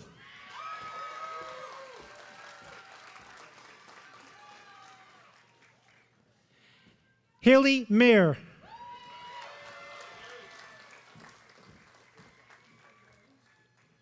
Jessica B. McCory.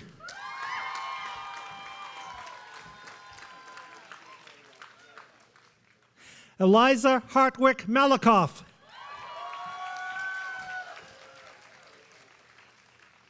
Alyssa May Malik.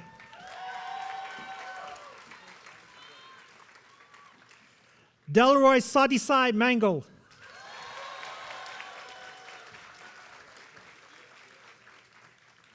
Nathan Jeffrey Manis.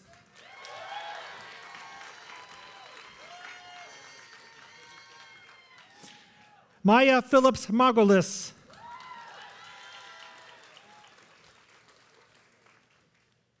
Andrew David Maris.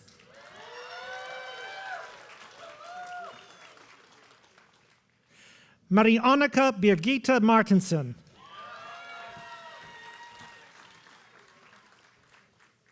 Caroline Ann Mather.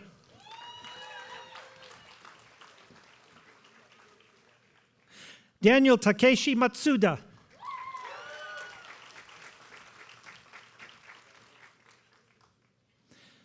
Paula Kaylee Matlin.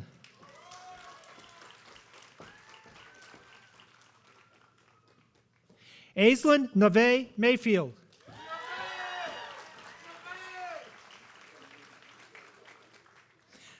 Quinn Ride Mayville.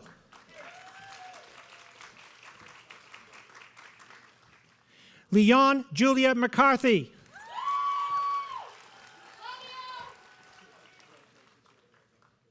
Clara Louisa McCurdy.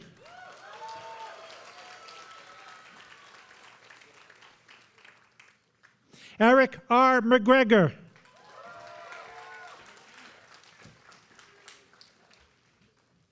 Yuhen Miao.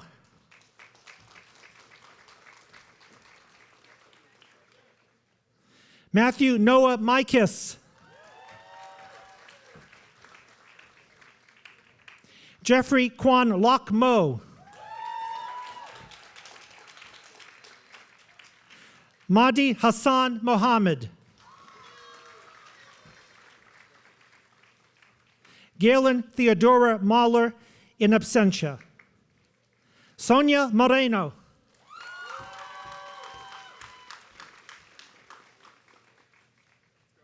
Shunyo Aizawa Morgan.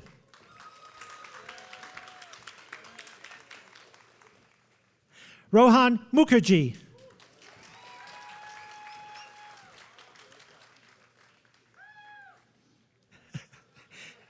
Karen Diane Mulkern.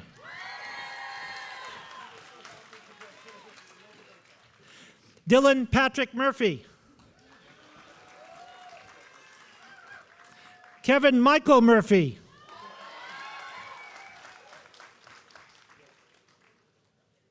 Akiko Elaine Nace.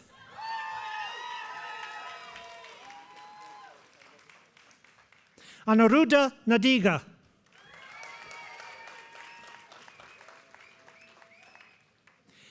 Anton Carl Nagy.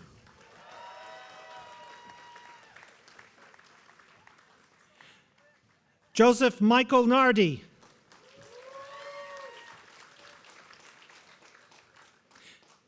Claudia Soraka Naughton.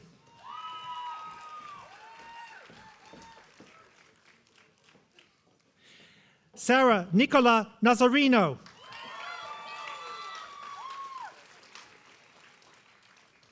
Rebecca Eve Newman.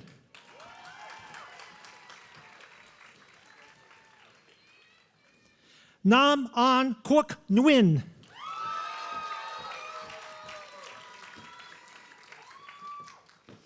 Tu Nguyen.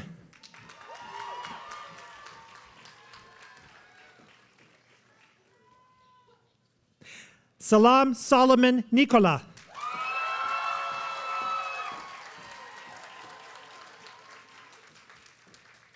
Christian Peter Nielsen. Adam Kumar Nijawan.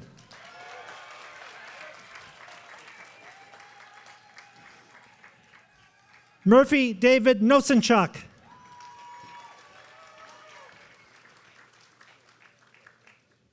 Samuel Michio Nozaki.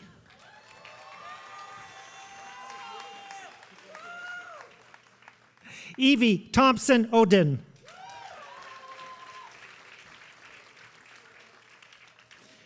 David Ross O'Day.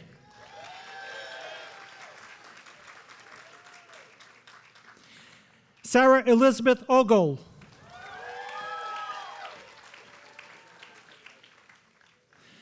Jordan Colin O'Kelly.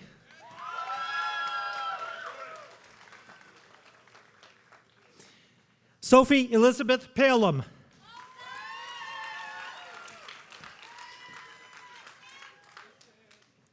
Andres Arturo Paradiaz.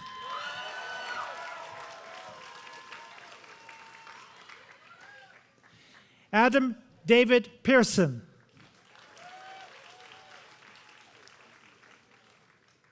Ross Lee Pergandy.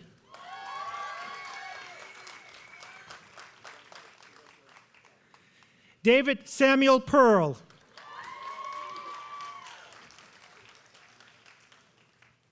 Antonia Margaret Henrica Pirgias.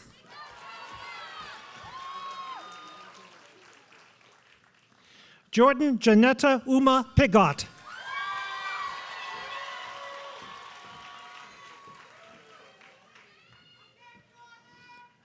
Tristan Allen Pitt.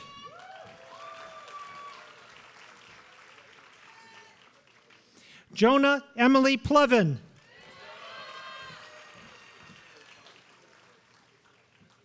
Noah Thomas Pliwa.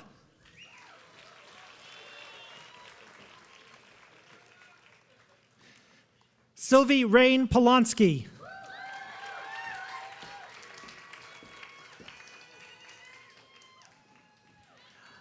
Anahita Prasad.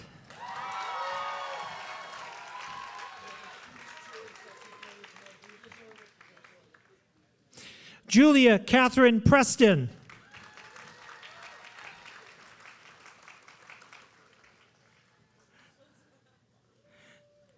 Sophie Priso Enseke Mwele.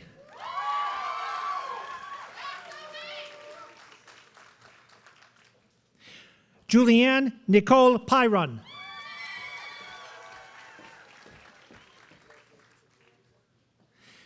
Miaoya Che.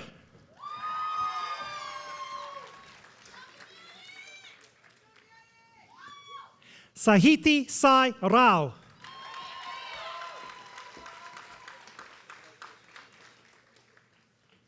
Ramya Ravi.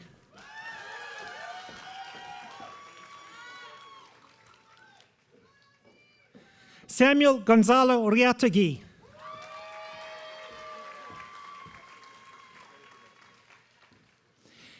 Katrin Elise Ree in absentia. Jonathan Tomer Reichman.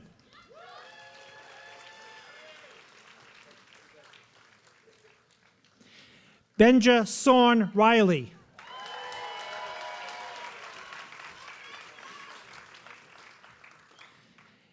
Annie Susan Richardson.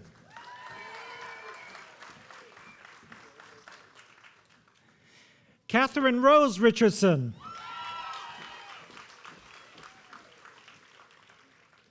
Isabel Julia Reith.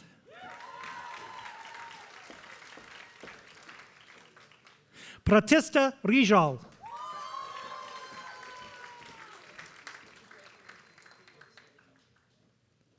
Noah Kennan Robiner.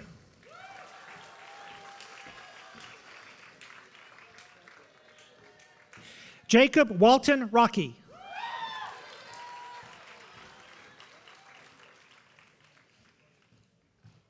Laura Jeanette Rogan.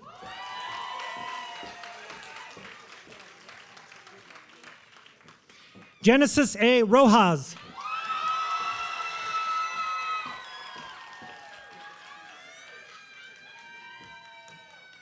Edelweiss Romero.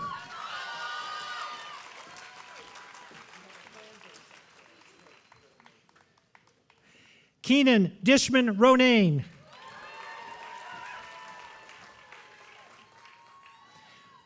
Morgan Quinn Ross.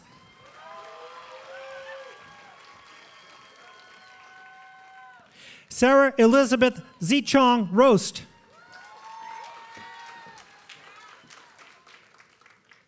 Mark H. Roth.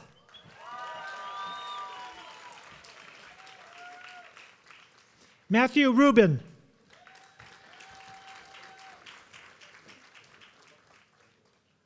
Dylan Michael Rye.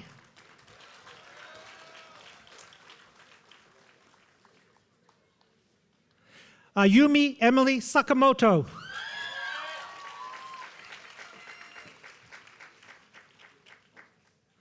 Elsa Nell Sandino.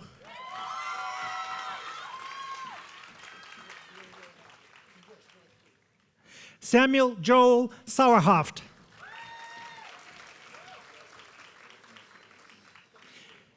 Caitlin Elizabeth Shively.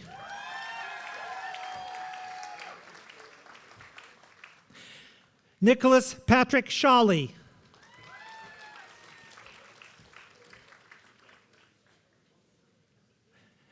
Quinn Noble Schiller.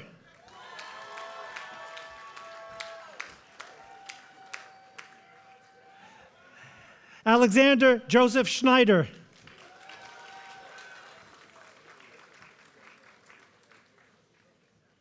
Decker Alan Paig Schneider.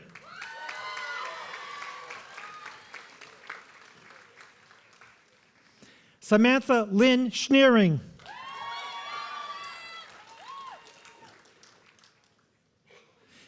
Timothy Wolverton Schoch.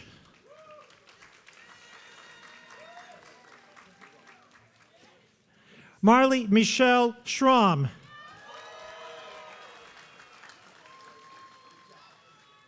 Emily Catherine Schwartz.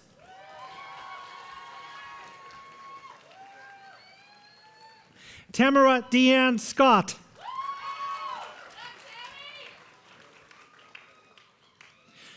Thomas Mitchell Scruggs III.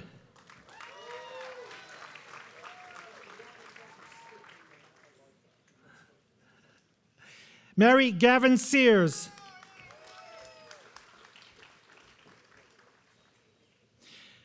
Justine Farewell Seligson. Ian Min Gu Song.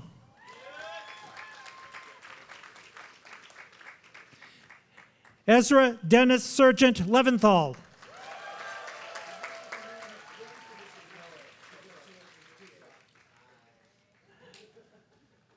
Alexander Hamlet Serurier.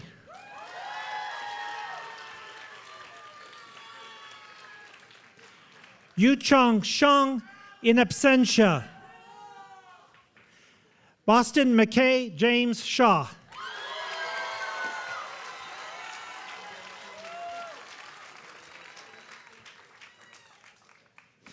Madison Alice Sherwood.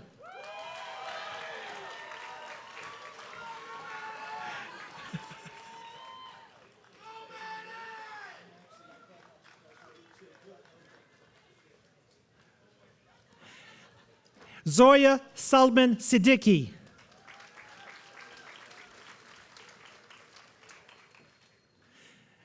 Catherine Faith Skinner.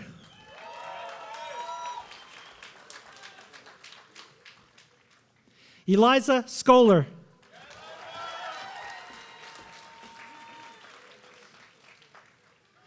Alan L. Smith.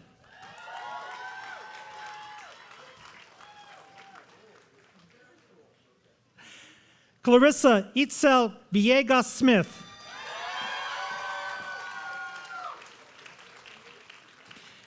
James Avery Smith.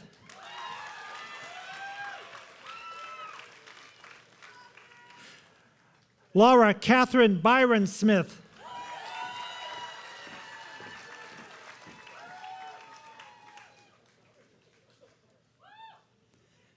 Mackenzie Lynn Smith.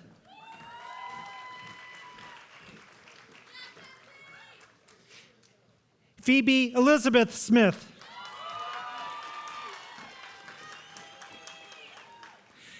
Stefan Gregory Snyder in absentia. Noah James Somek.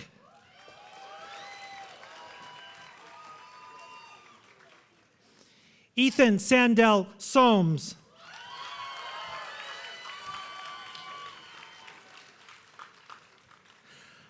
Austin Alexander Rogers Sorsher. Aaron Wallace Sparby.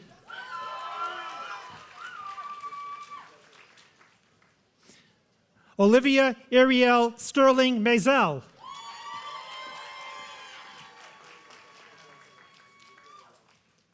Samuel David Stevenson.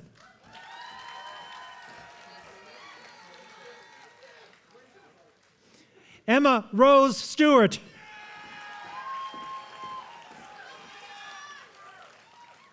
Clazel Stokes in absentia. Benjamin Radford Stone. Perry Beaumont Strong in absentia. Daniel Ryan Sullivan.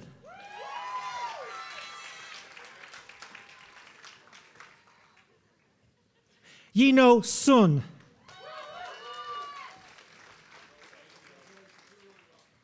Jordan C. Besma.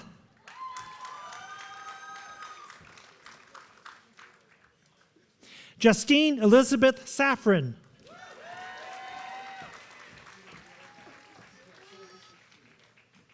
Julian Savory Seif.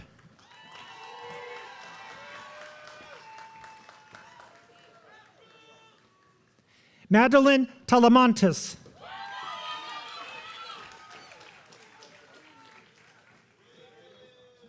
Daniel Tamiz Galindo.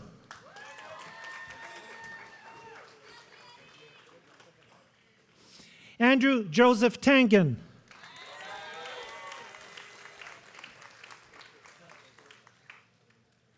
Sandra Marie Taylor.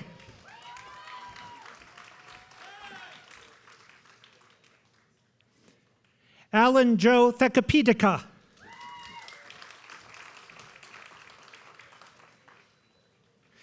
Adam Patrick Throne.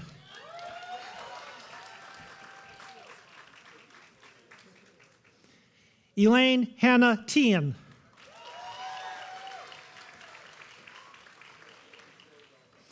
Christopher Burden Tordi.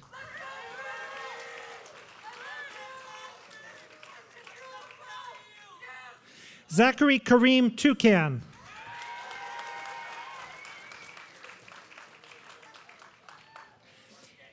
Avery Lucian Tribu.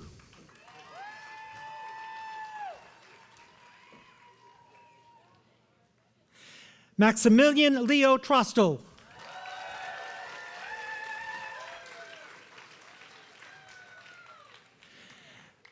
Zachary Allen Trottier.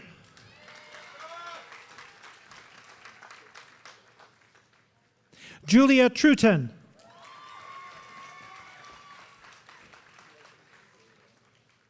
Tashi William Searing.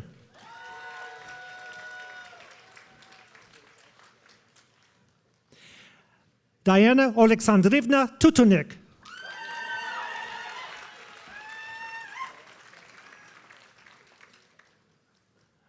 Valerie Anna Umscheid.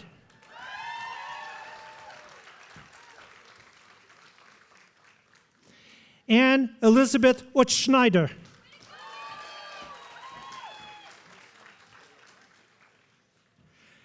Byron J. Valenzuela.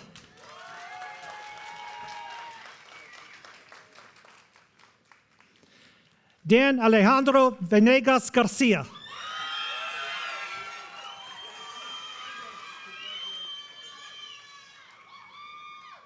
Nicholas J. Vetterly.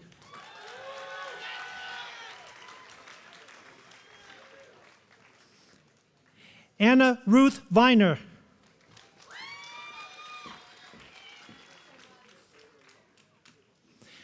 Pao Ya Vu. Pao Yao. Pao Yao. Pa Yao Vu. Thank you.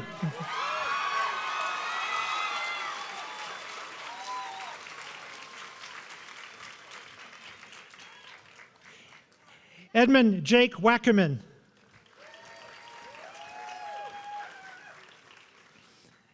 Abigail Nicole Walker.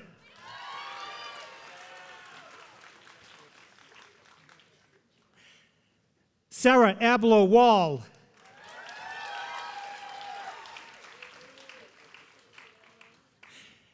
Andrew Cortez Wallace Jackson.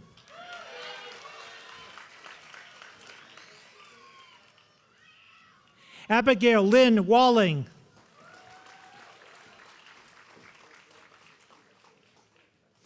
Kirsten Rebecca Walters.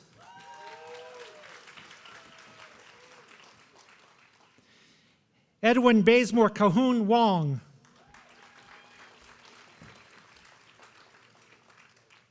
Howie Wong in absentia. T.E. Wong.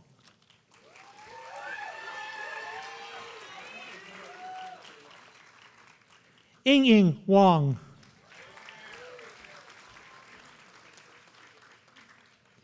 Ziyi Wong.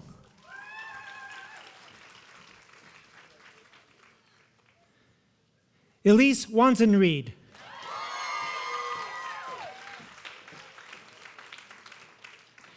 Carolyn Mary Ward.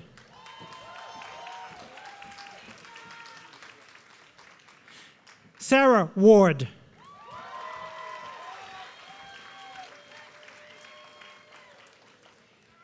David Jackson Wagey.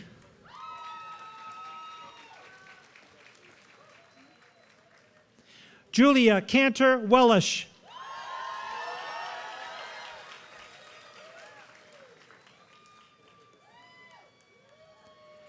Jana Wold Wenberg.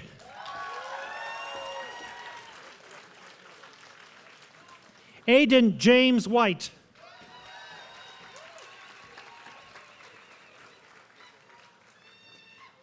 Lena Elizabeth White.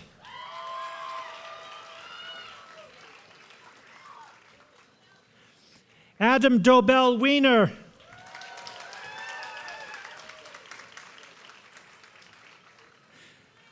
Patrick Dorman Wygent.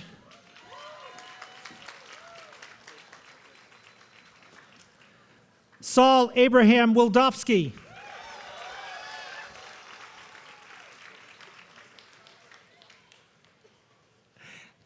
Addison Nearcess Williamson.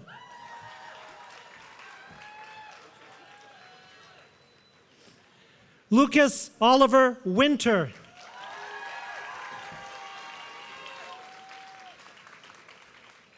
Oliver Anjay Bowinyets. Nyla Rachel Worker. Christopher Reed Wortman.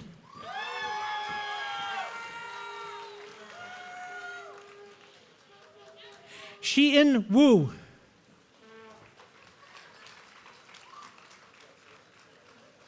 Yua Wu. Yui Wu.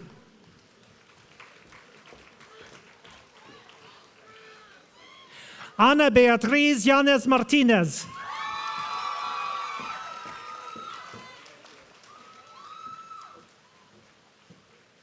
Jinwei Yang.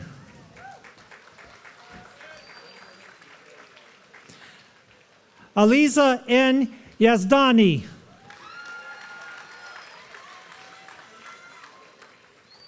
Christian Zeal Zaytun in absentia. Amanda Nicole Zeilinger.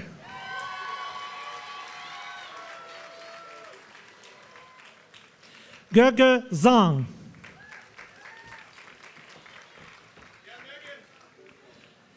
Zaza Chiao Ah.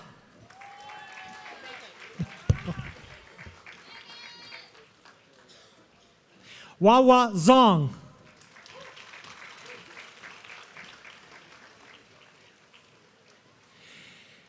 Many members of this class have received academic distinctions. The awarding of the distinction summa cum laude, however, is the highest academic honor conferred by the college.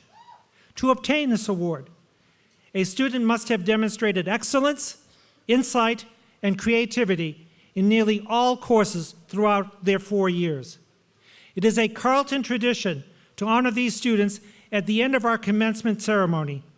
It is a pleasure to present Eton Chen.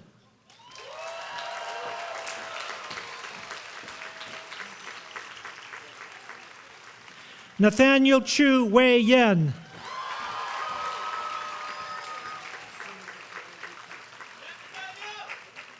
Tristram O'Brien Dodge.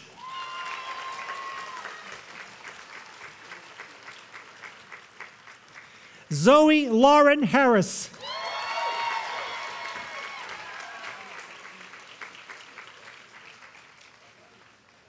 Jonah Abraham Kahn.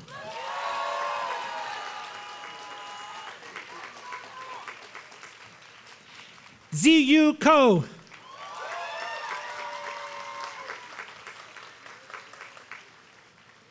Alif Molana.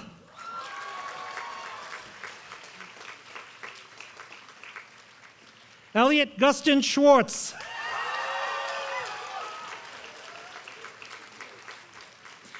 Jacob Price Schwartz.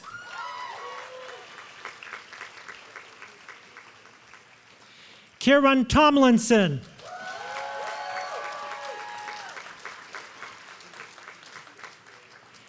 And Daniel Clark Sway.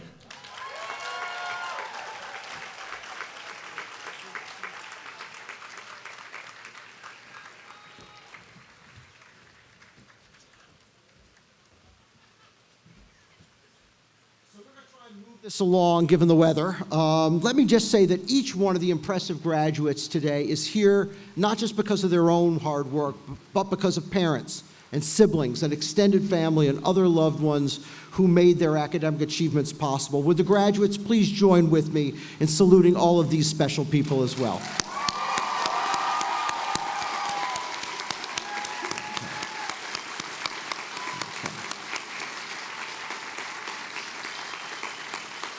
I'd like to ask the chaplain, Carolyn Fierce-Slocum, to come forward now to present the valedictory. Class of 2019, Unitarian Universalist minister Laurelyn Bellamy writes, "If here you have found freedom, take it with you into the world. If you have found hope, use it to inspire change. If you have found comfort, go and share it with others. If you have found strength, use it to build a better world. If you have dreamed dreams, help one another that they may come true.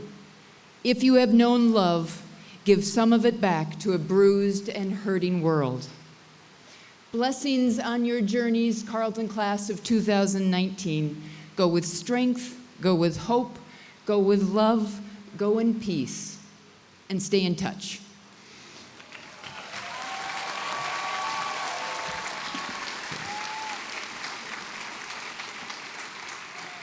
I now invite you to stand and join in the singing of the alma mater led by the Carleton Commencement Band.